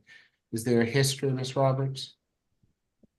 Yes, 36 cycles. Last arrest was June of this year for a failure to appear. 2 other FTAs, 2019 and 2004. Theft by shoplifting convictions, 2019, 2016, 2015, 2 in 2010. Armed robbery and aggravated assault conviction, 2010. I'm sorry, aggravated assault and just robbery conviction in 2010. A 2009 aggravated assault and terroristic threats conviction. 2004 sale of controlled substance. And then 2004 financial transaction card fraud conviction. And nothing further to add. Ms. Falk? Yes, Your Honor, this happened July 18th, 2025 at 181 Stratford Drive, Northwest in Atlanta. Officers spoke with Nicholas Bigler, who's an employee with the Atlanta Fire Department. Mr. Bigler stated he saw the defendant kick Vincent Bates in the stomach. Another witness, Barry Johnson, who was also at the scene, also saw the defendant kick Mr. Bates in the stomach. We did have a conversation with Mr. Vincent Bates. He stated the defendant threatened to poke him with a screwdriver that he had in his possession. He also stated after he was struck, he did grab the defendant's leg and hit him back, but then walked away. He stated he had a red spot as a result from being kicked. He would like the defendant to stay away from the property and to stay away from him. And he stated he was not going to be able to attend today. We are asking, the bond is currently set at a $1,000 surety bond, which, given the defendant's history, as well as the fact that he has a June 2025 FTA, we believe is generous. We do ask that the $1,000 surety bond remain as set and that he have no further contact with Vincent Bates and stay away from 181 Stratford Drive, Northwest in Atlanta. No alcohol, drugs, or weapons.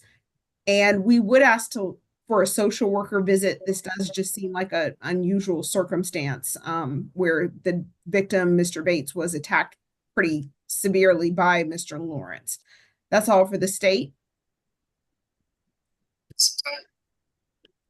Yes, Your Honor. Mr. Lawrence is 58 years old. He does have a good address. He lives at the incident location, which he tells me is a rooming house. He tells me that Mr. Bates does not live there. I would like him to be able to return. It seems like the housing, he doesn't have a lot of options for housing, and he's living in this rooming house. If Mr. Bates does not live there, I would ask that he be allowed to return to his home. He has lived in Georgia all his life. He's not working because he is disabled, Your Honor.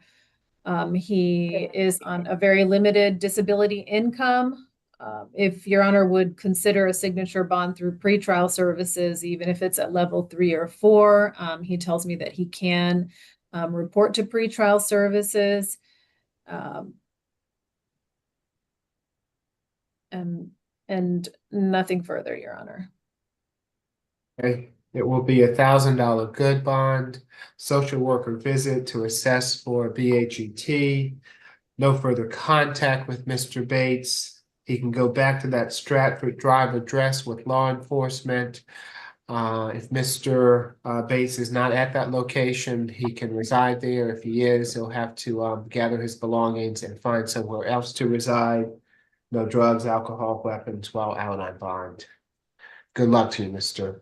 Lawrence. And Your Honor, did you order the social worker visit? I did. Okay, thank you. Next is position 3, Avila.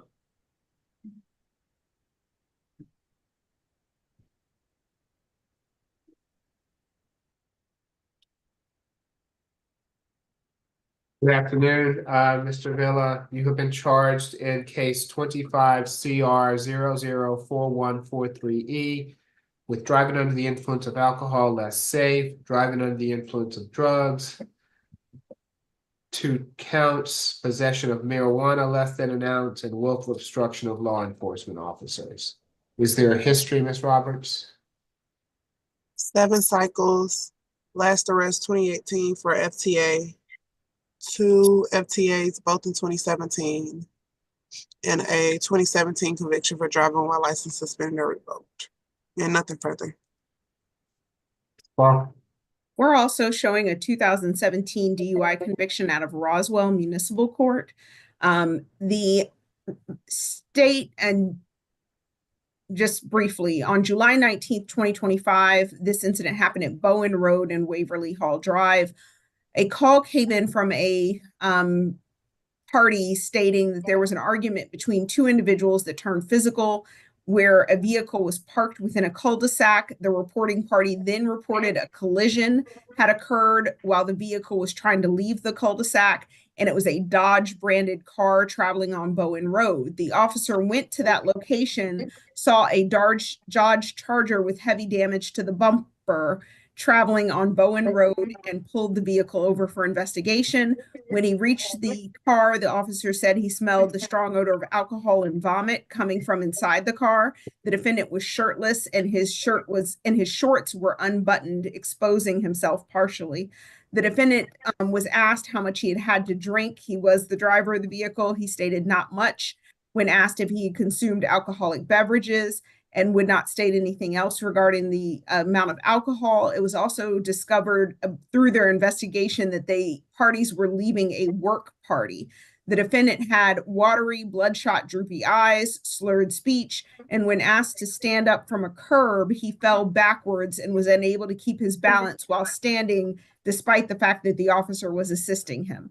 A partially smoked joint was found in the center console, and the officer stated the joint was still warm, indicating it may have been recently smoked. The defendant also refused a search warrant for blood at the hospital after implied consent was read. There are, as you've heard, several cycles, including FTAs from 2018, 2 FTAs from 2017, and a DUI conviction from 2017 out of Roswell, and a driving while license suspended conviction from 2017 out of Gwinnett. We are requesting a $5,000 surety bond, $1,000 per count, no driving, and no alcohol, drugs, or weapons. Your Honor, as you've heard, that this did result in a collision with something. I'm not exactly sure what. And the defendant was quite intoxicated as a result of this incident. The defendant also had a passenger in the vehicle who could have been seriously injured by the defendant's manner of driving. That's all for the state. Ms. Attai. Yes, Your Honor. Mr. Avila is 31 years old. He has lived in Georgia all his life. He is gainfully employed. He is a high school graduate, and he does have a good mailing address. I do see that the last FTA was about 7 years ago, Your Honor. So I would ask, I think in this case, for the lowest possible surety bond, and perhaps a signature bond through the jail on the possession of marijuana less than an ounce. Each of the DUI charges will be a $1,000 good bond. For the possession, a $500 good bond. For the obstruction, a $500 good bond. Makes for a total of a $4,000 good bond. No drugs, alcohol, weapons while out on bond. Good luck to you, sir. Next is position 9, Mr. Johnson.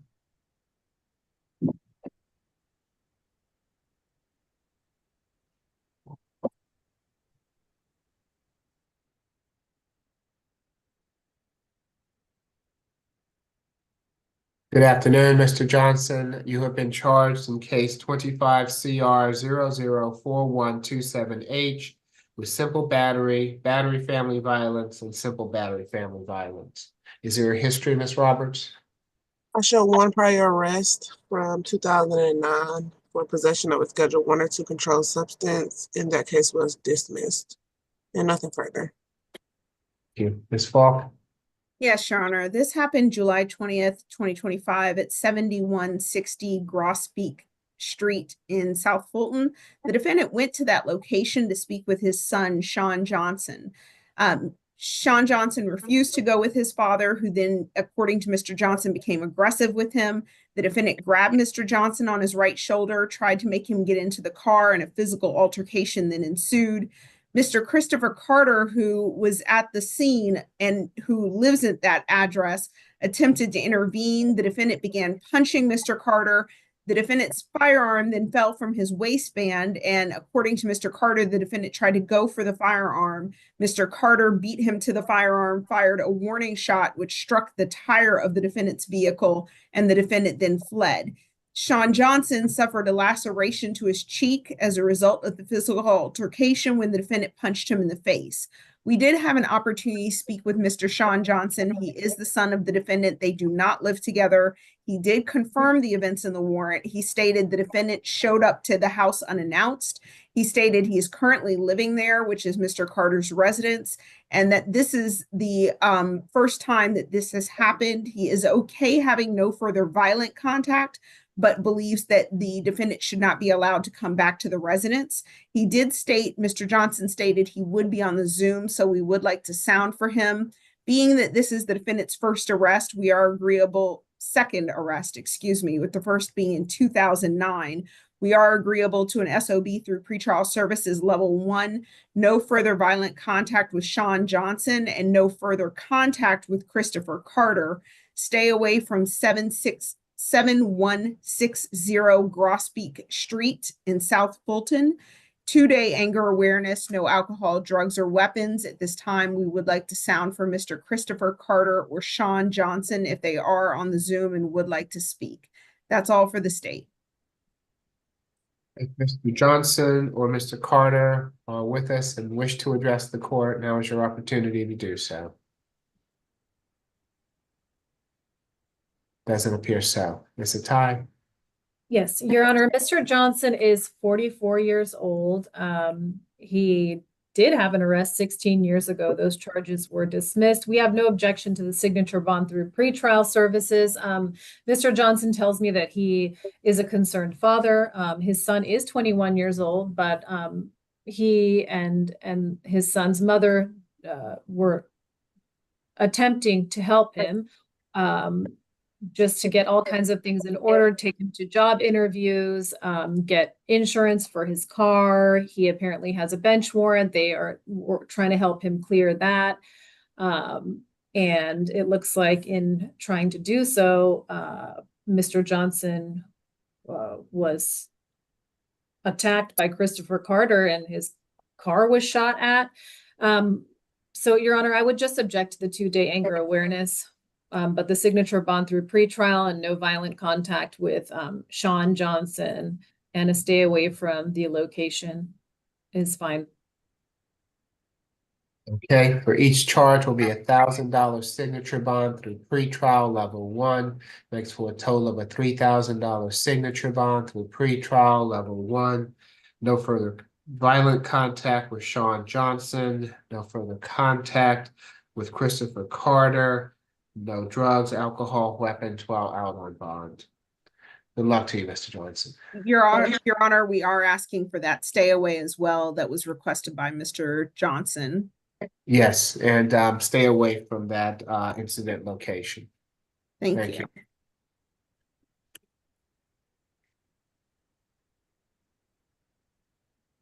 That's. I guess we can go to the couple of the wave cases until Mr. McLean gets back. Okay, are those ACDC, are those Mr. McLean's cases as well? Yes, Judge, I believe so. Okay.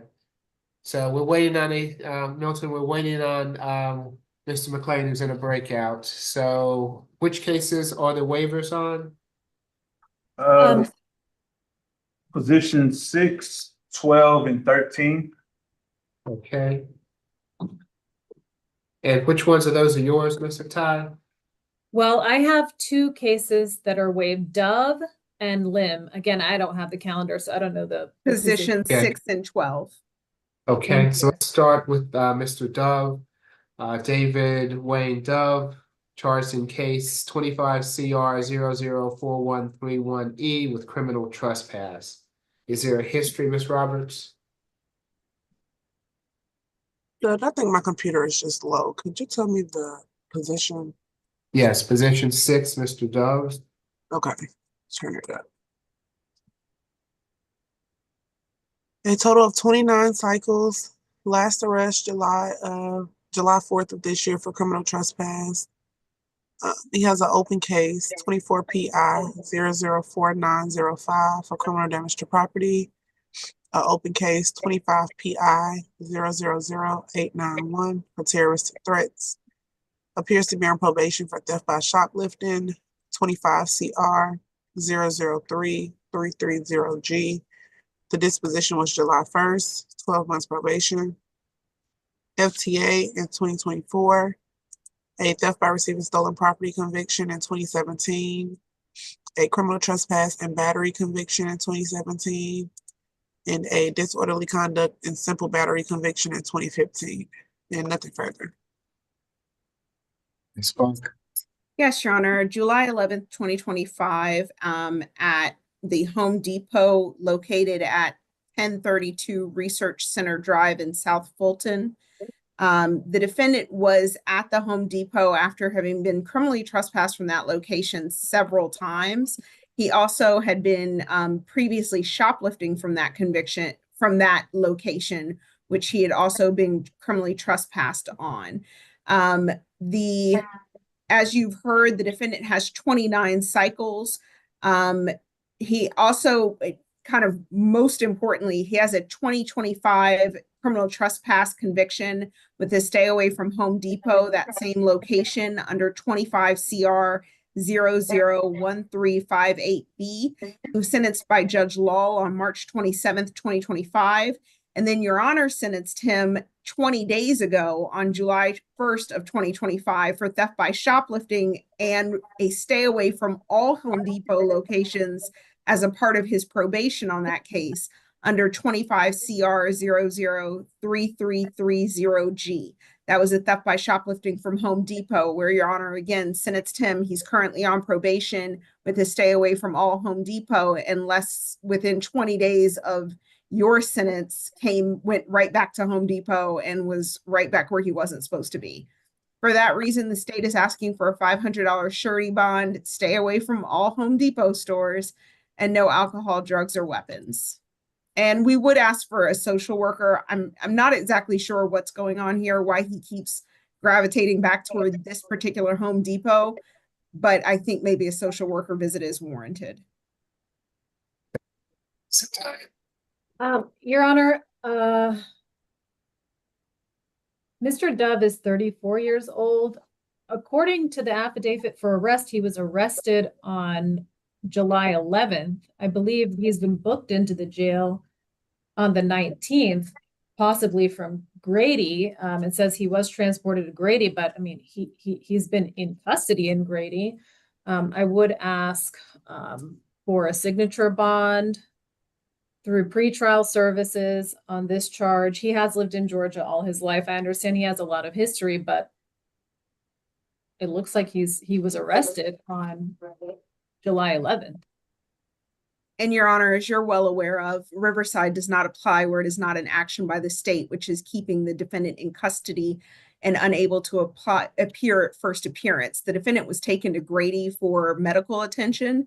Therefore, that is outside of the state's actions and is not applicable with Riverside in his failure to come before the court within 72 hours.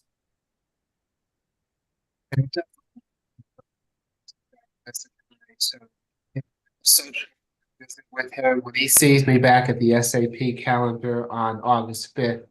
We can assess what's best for him and see what's going on with him so that he doesn't keep coming back.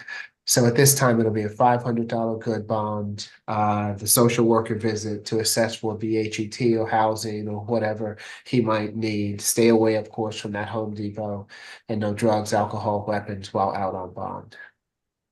Thank you, Your Honor. Okay, thank you.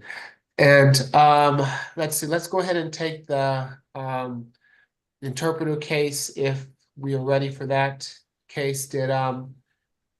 We are. We're ready. Okay, I don't see the defendant back on the line, no.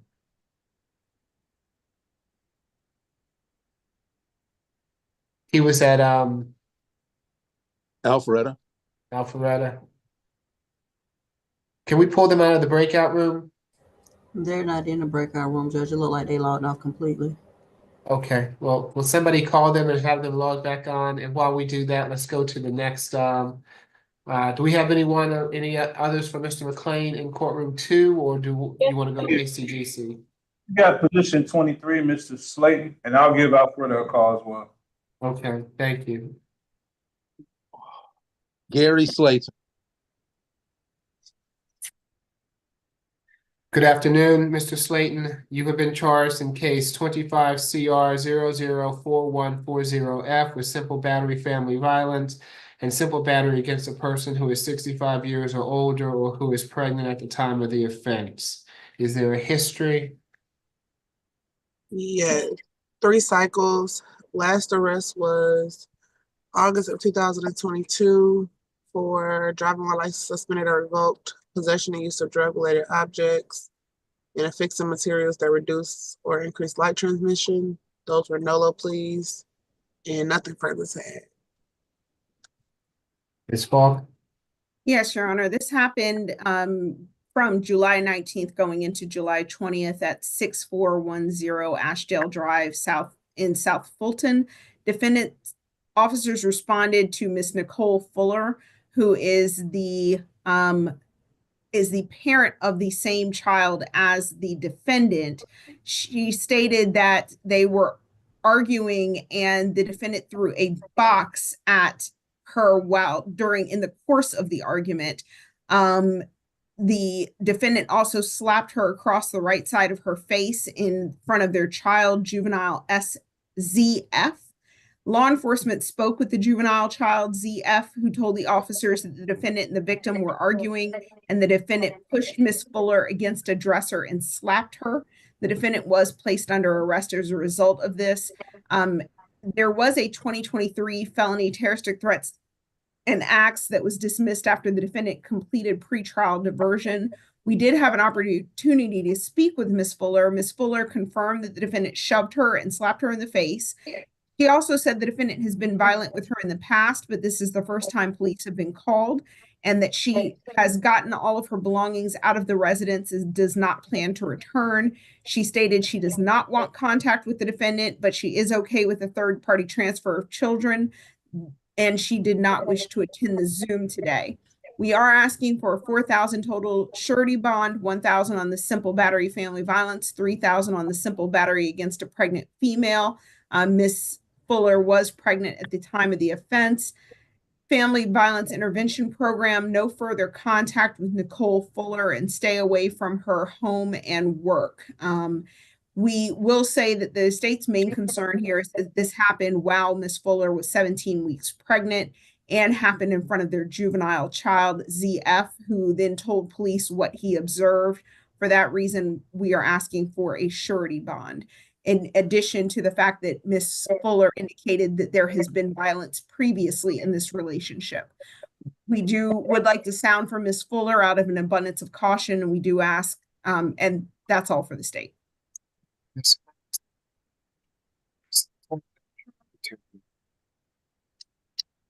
I'm sorry, Your Honor. So, yes, Mr. McLean. Okay.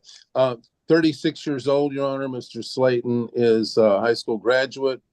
He is a driver and also works in other forms of logistics at a warehouse. He's also, beyond high school, done college in mass communications and is, I believe, 3/4 of the way along towards a 4-year degree. So that's quite a bit of college on that. He is Georgian, has a Georgia driver's license, and will obey any court orders. He'll be local. We would ask for a signature bond if possible. And if that's not possible, then we would ask for 1,000. For each charge will be a $2,000 signature bond through pretrial level 1, makes for a total of a $4,000 signature bond through pretrial level 1, 2 days of anger awareness, 1 parenting class, no further contact with Miss Fuller, third-party transfer of the minor child for visitation, no drugs, alcohol, weapons while out on bond. Good luck to you, Mr. Slayton. And Your Honor, was that 2 days of anger awareness? Yes. Thank you. Okay. So tell me who we have at the Alpharetta Annex. Position Miss- 20. 20. Okay, thank you. Good afternoon, Mr. Reyes. You have been charged in case 25 CR 004136B with unlawful conduct during a 911 call for purposes of annoying, harassing,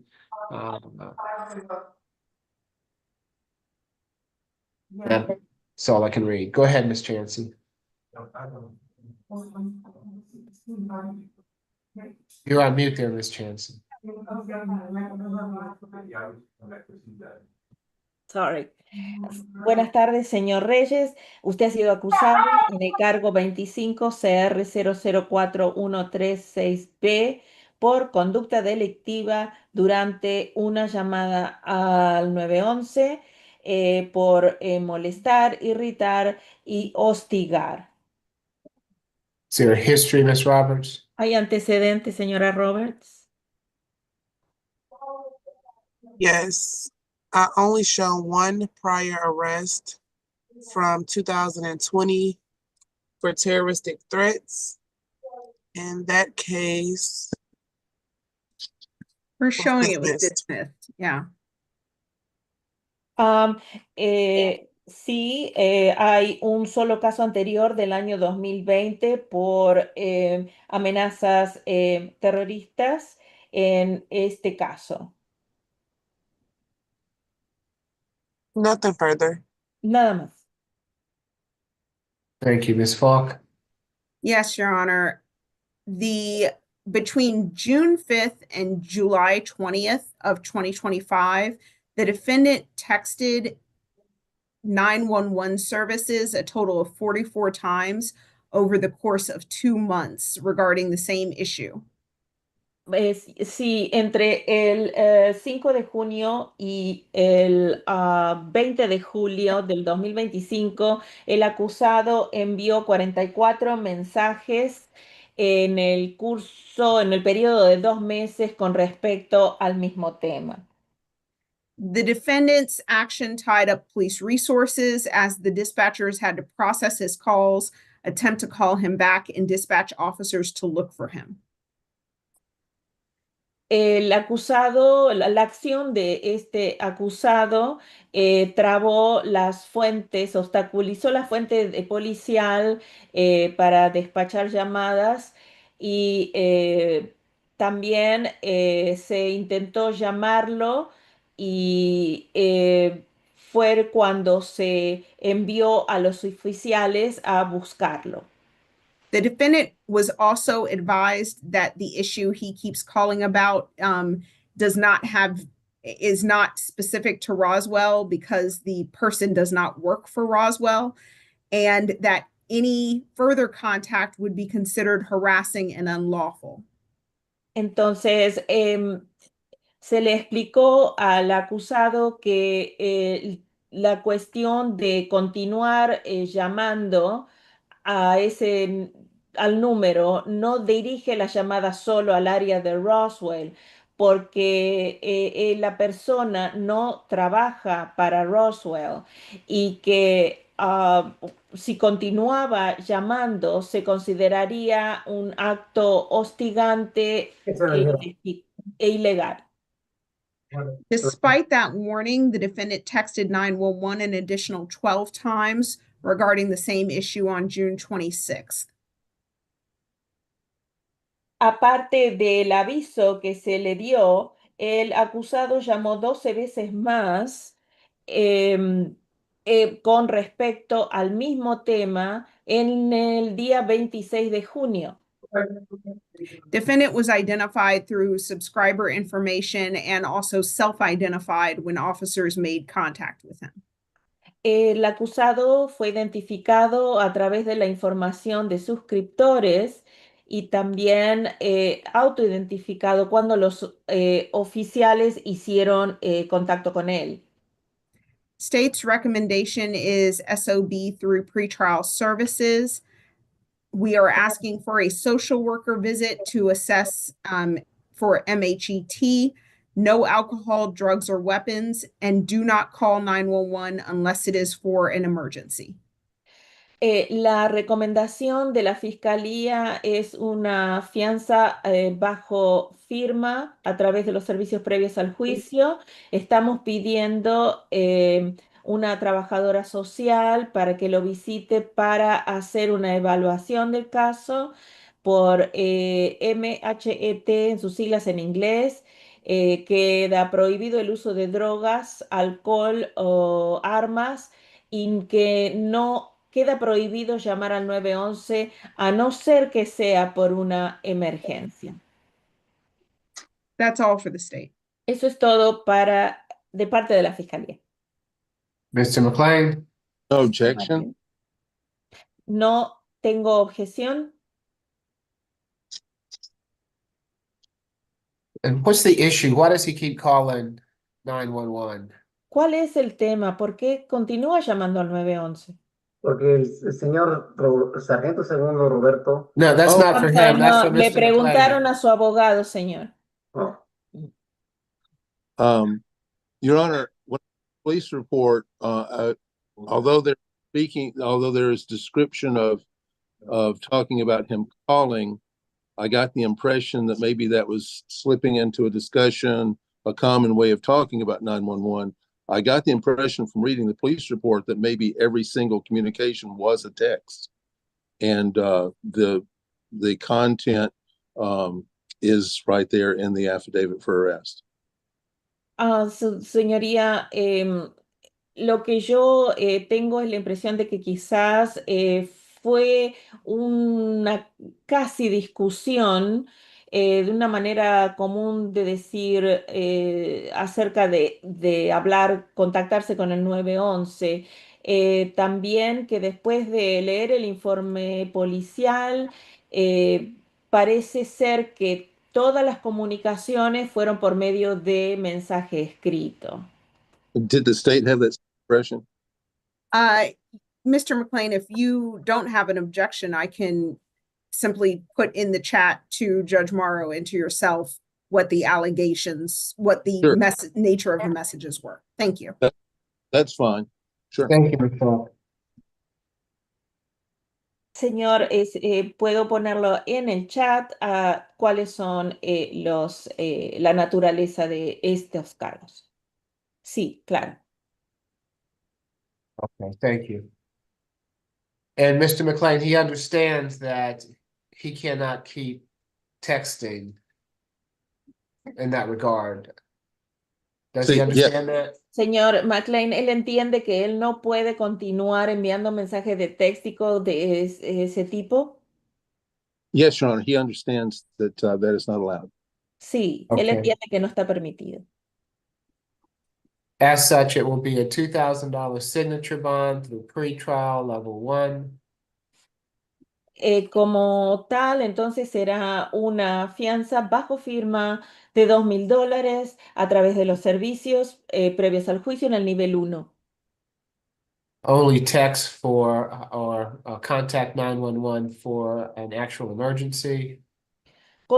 Solo puede contactar al 911 en un caso de emergencia. No drugs, alcohol, weapons while out on bond.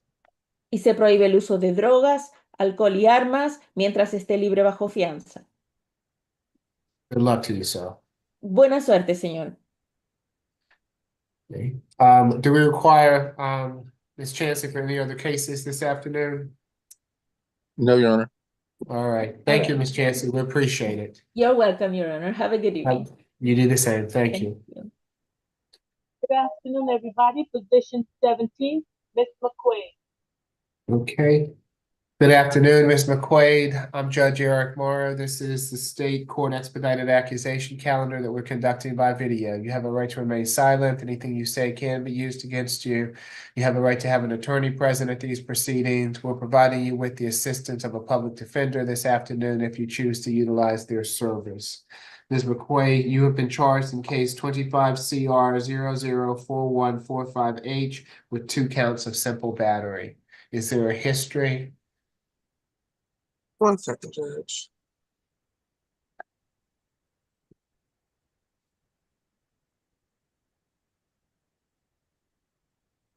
Last arrest was from June of this year out of DeKalb County for criminal trespass.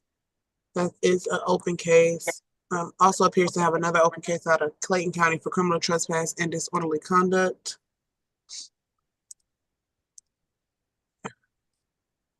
Seven cycles out of Florida. A 2024 conviction out of Florida for threats to a law enforcement officer. A 2024 conviction out of Florida for battery. 2024 conviction out of Florida for trespassing. And then 6 cycles out of Georgia. A simple assault conviction from March of this year out of Georgia. And nothing further to add. Ms. Falk? Yes, Your Honor. This happened July 19th, 2025 at the near the Lindbergh MARTA station at 2420 Piedmont Road in Atlanta. Officers spoke with the bus operator, Terica Bates, who stated that while she was boarding the bus, she observed a woman enter without paying the required fare. Ms. Bates asked the defendant to exit the bus. At that point, the defendant became aggressive, intentionally bumped her in a confrontational manner. Ms. Bates then pushed the defendant away from her in self-defense. And at that point, the defendant turned and struck Ms. Bates in the face with a closed fist. We did speak with Ms. Bates. She stated she is a MARTA bus operator. She was exiting her bus to use the bathroom when the defendant entered and seemed like something was wrong with her. She stated she asked the defendant, was everything okay? The defendant bumped her and then struck her in the face. Ms. Bates stated her face is bruised and swollen. She does not want any contact with the defendant and wants her to stay away from MARTA. Ms. Bates did state she will be here on Zoom. As you've already heard, there is history out of Florida, and out of Georgia, the most recent, a 2025 simple assault. This was an unprovoked attack against a stranger. We do ask for a $2,000 surety bond, $1,000 per count of simple battery. Stay away from the MARTA, all MARTA stations. No further contact with Ms. Terica Bates, and we would ask for a social worker visit for BHET. We would like to, at this time, sound for Ms. Terica Bates. That's all for the state. Ms. Bates, I see you on the line. If you wish to address the court, now is your opportunity to do so. I need for you to go ahead and unmute there for me and raise your right hand for me, please. Do you swear or affirm the testimony you're about to give before this court will be the truth, the whole truth, and nothing but the truth? Yes. Okay, you can place your hand down, Ms. Bates. What would you like to tell the court, ma'am? I would just like to say that this was an unprovoked situation. I actually was trying to genuinely, for once in my life, trying to see what was wrong with the police. She seemed very angry while getting on the bus. Like she did state, I was about to lock the bus, close the doors on the bus so I could go across the street to use the restroom. So I didn't want it to be a further problem, honestly. This just put a little PTSD on me at my job because I was randomly attacked. I did not think that it was going to go completely left as it did. So. Okay. Thank you for being here this afternoon, Ms. Bates. We appreciate it. Mr. McClain? Your Honor, Ms. McQuay has a high school education. She is a commentator and a motivational speaker. Your Honor, this does not generate a great deal of income, but she is engaged with society. And she described to me her method of receiving mail, which which is general delivery, and it will be effective the way she uses it. So she sounds very conscientious in receiving her mail and keeping up with all mail, which would include, of course, the court notices. For these reasons, I would ask the court to consider a signature bond. For each charge will be $1,000 good bond, makes for a total of a $2,000 good bond. Social worker visit to assess for BHET. No further contact with Ms. Bates. Stay away from all MARTA. No drugs, alcohol, weapons while out on bond. Good luck to you, ma'am. Who do we have next? Position 17, Ms. McQuaid. Okay, I thought that was Ms. McQuaid. Oh, sorry. Ms. Winfrey. Position 25. Okay.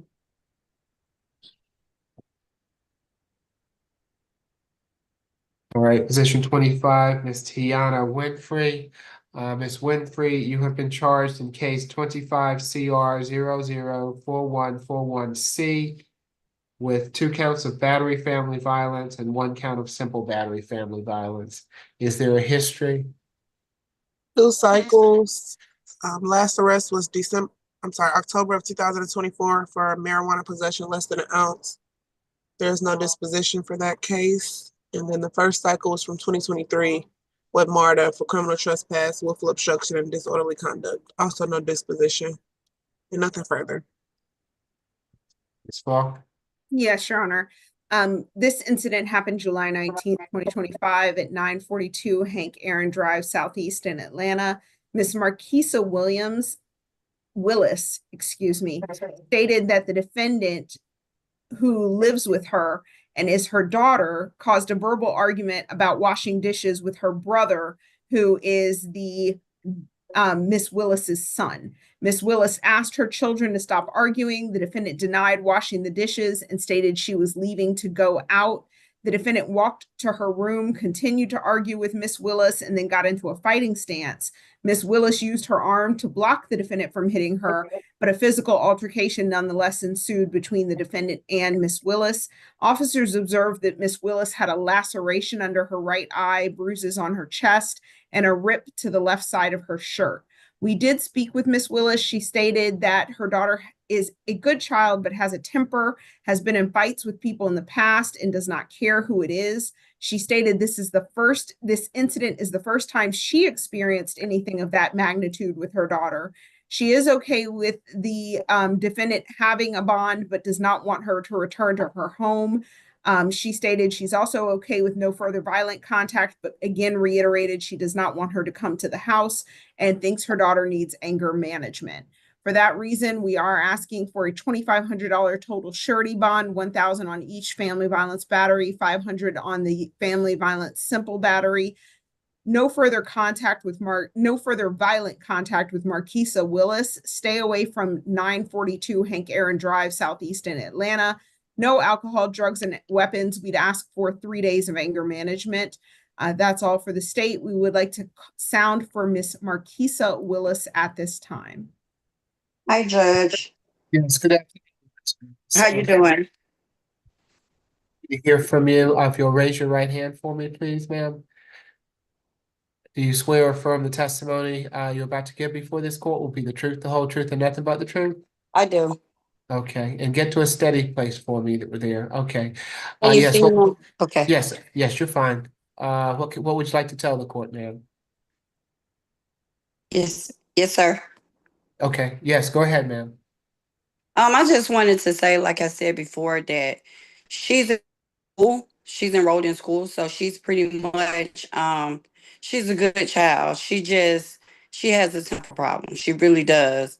And I feel like we did really have a good relationship, and we never had anything physical before. But she would, she's 23, so she would be a little mouthy. But to this point, just calling me out my name, making threats, all this stuff, I never seen her like that before. So it was new for me. But I will say, I feel though if you do release her, she wouldn't come back to the house. Because that's very important because I'm in college as well. So I really wouldn't have time to hold down dispute between her and her brother. So I really want her to get some anger management in 3 days. I mean, I just don't want other people in the street to hurt her as well because I'm her mom. I can hold her down, but everybody is not going to want to do that. Okay. Does she have a job? Yes, she does work. And where is she going? Was she previously staying at your home on the Hank Aaron Drive address? Yes, sir. And that was another concern. I was like, I don't know where she's going to go because basically she is a mama's girl. But she's growing up, she's getting older, and she do need some space of her own. So I did have that concern. I don't know where she's gonna go, but I don't want a whole bunch of drama. I have MS. My son is in college. Everybody's in college. So I don't want a whole bunch of mess. Like, I don't know how to control her temper. I don't know how to do it. I don't have time to do it. And I just don't want her here with that type of temperament, I you understand know. what you, yes, ma'am. But I Okay, do thank got you. a concern about where I don't know where she's gonna go, because she's been here with me for a while, and she works, she goes to school, but it's just the temper. It's just the temper. Okay, well, she's 23. She's gonna have to figure it out without you at some point, especially And if she's causing havoc in the household. She's a grown woman, you yeah, know?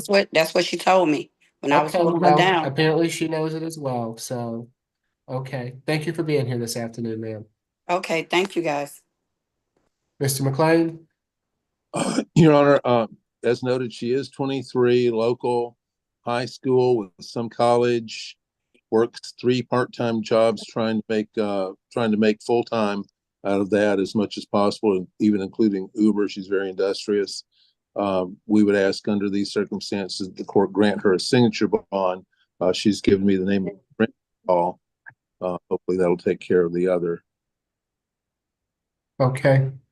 Um, I'm gonna grant her a signature bond, but I believe in this circumstance that something more than the anger awareness is necessary. I'm gonna have her do the Family Violence Intervention Program. So, but I will give her a signature bond so that she can get out, continue working, and start that course that will maybe assist her. So for each of the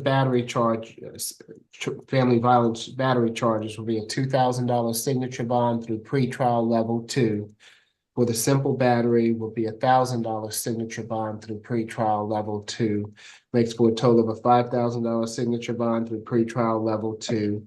The Family Violence Intervention Program, no further violent contact with her mother, Miss Willis. She's to stay away from that Hank Aaron Drive address. She can go back to that address on one occasion with law enforcement to retrieve any belongings that she might have there. No drugs, alcohol, weapons while out on bond. Good luck to you, Miss Winfrey. Your Honor, for Yes, petition 24, Ms. Warner, she refused to speak to the attorney and she did not want to participate or come to court. And petition number 4 is still a position number 4 is what? reset. And Your Honor, that Okay, has let me been. take one at a time, okay? So position 24, Warner. Were you not able to speak with her, Mr. McLean? No, Your Honor, she refused to come to the phone.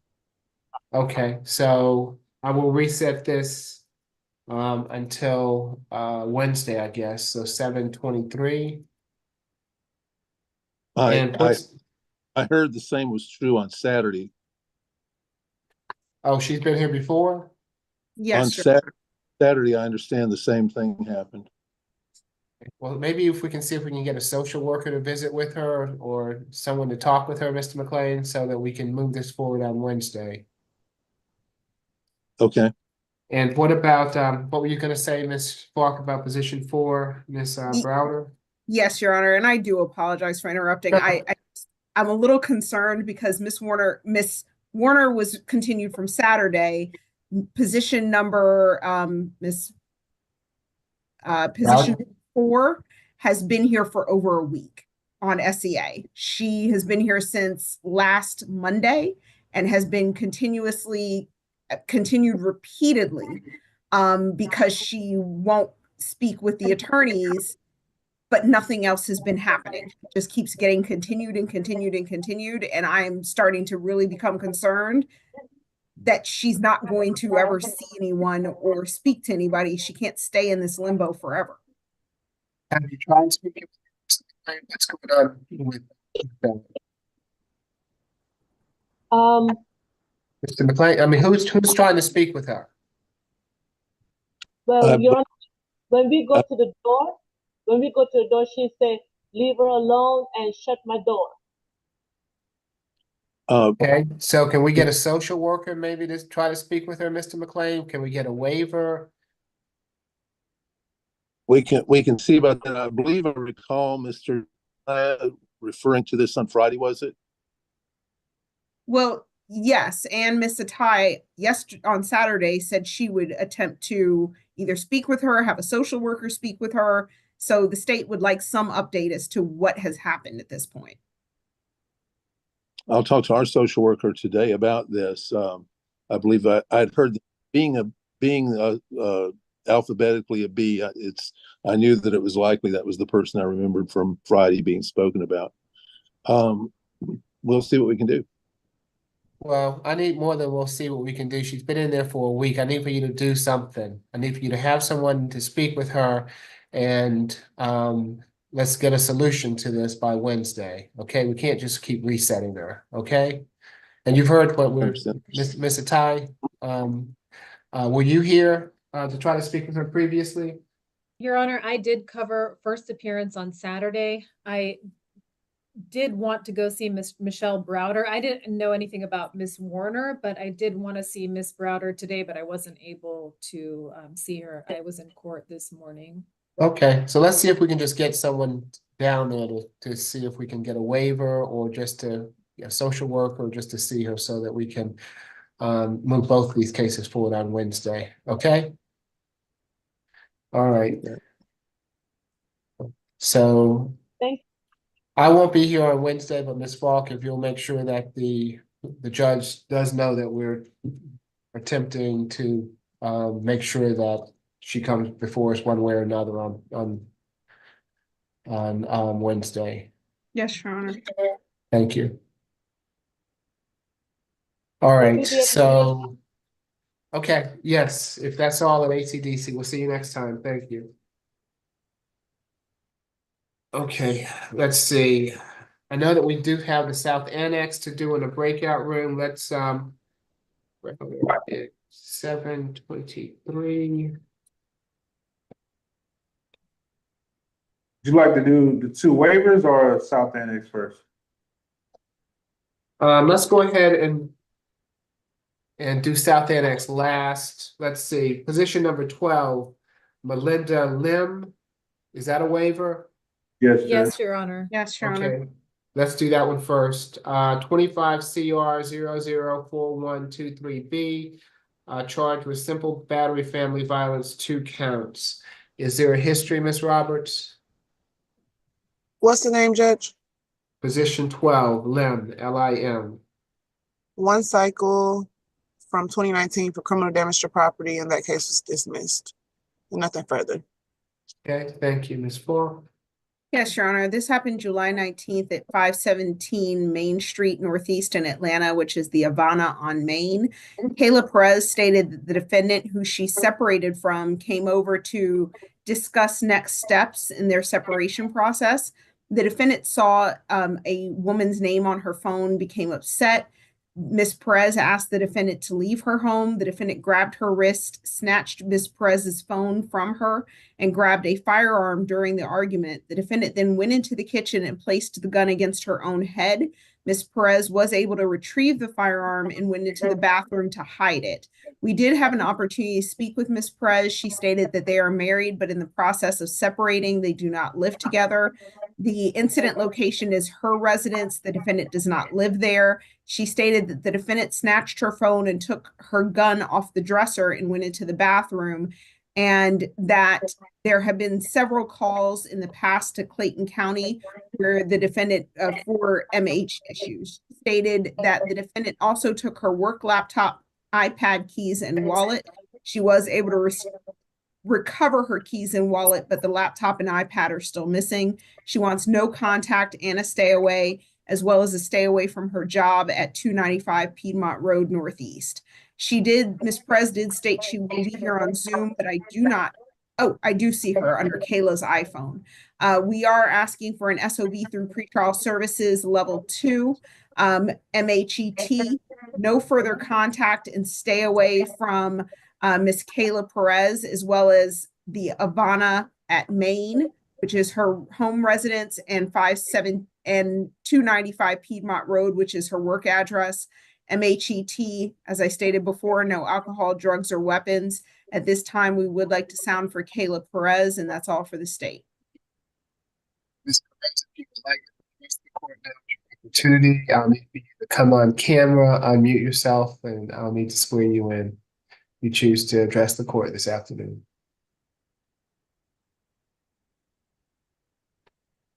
Kayla Perez. Mr. Ty?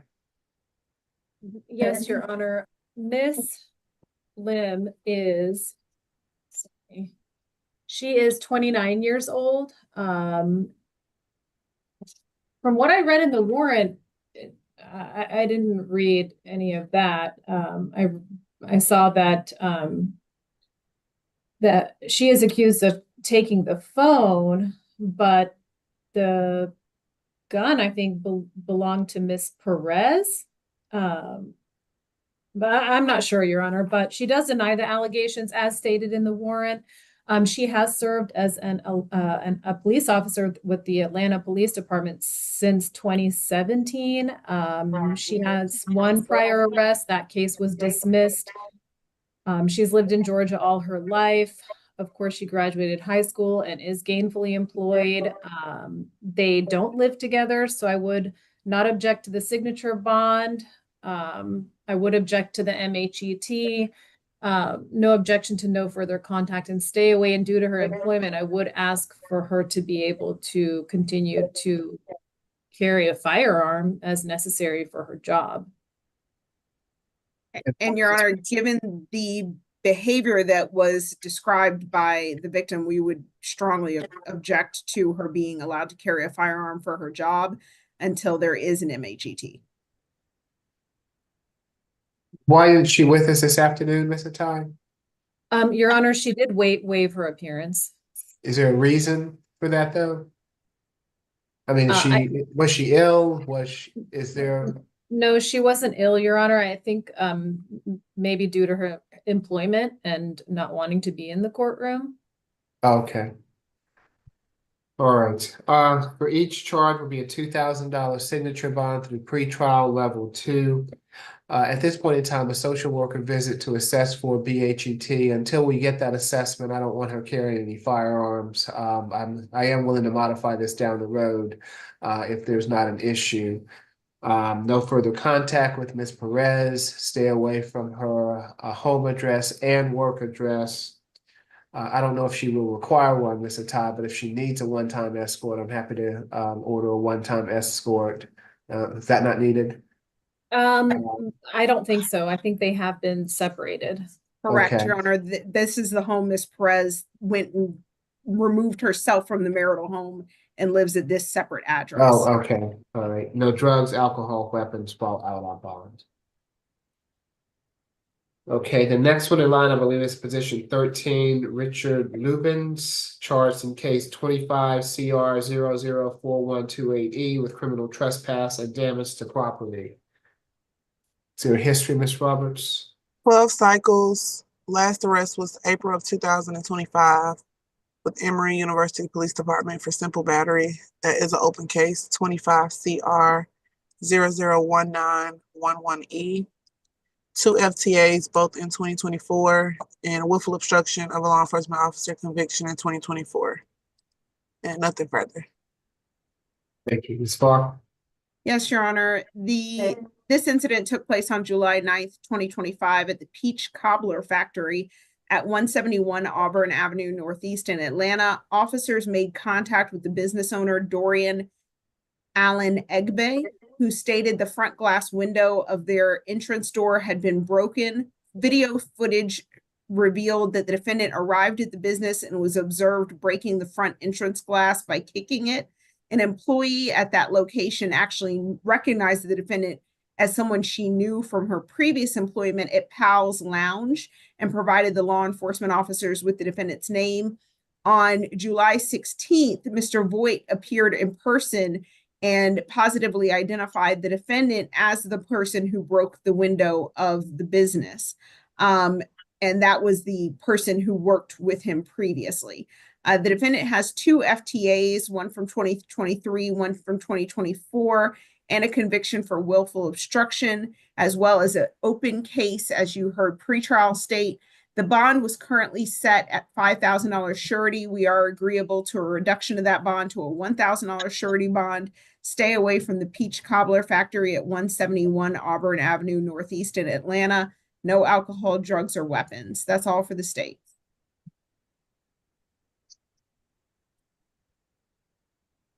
Mr. McLean?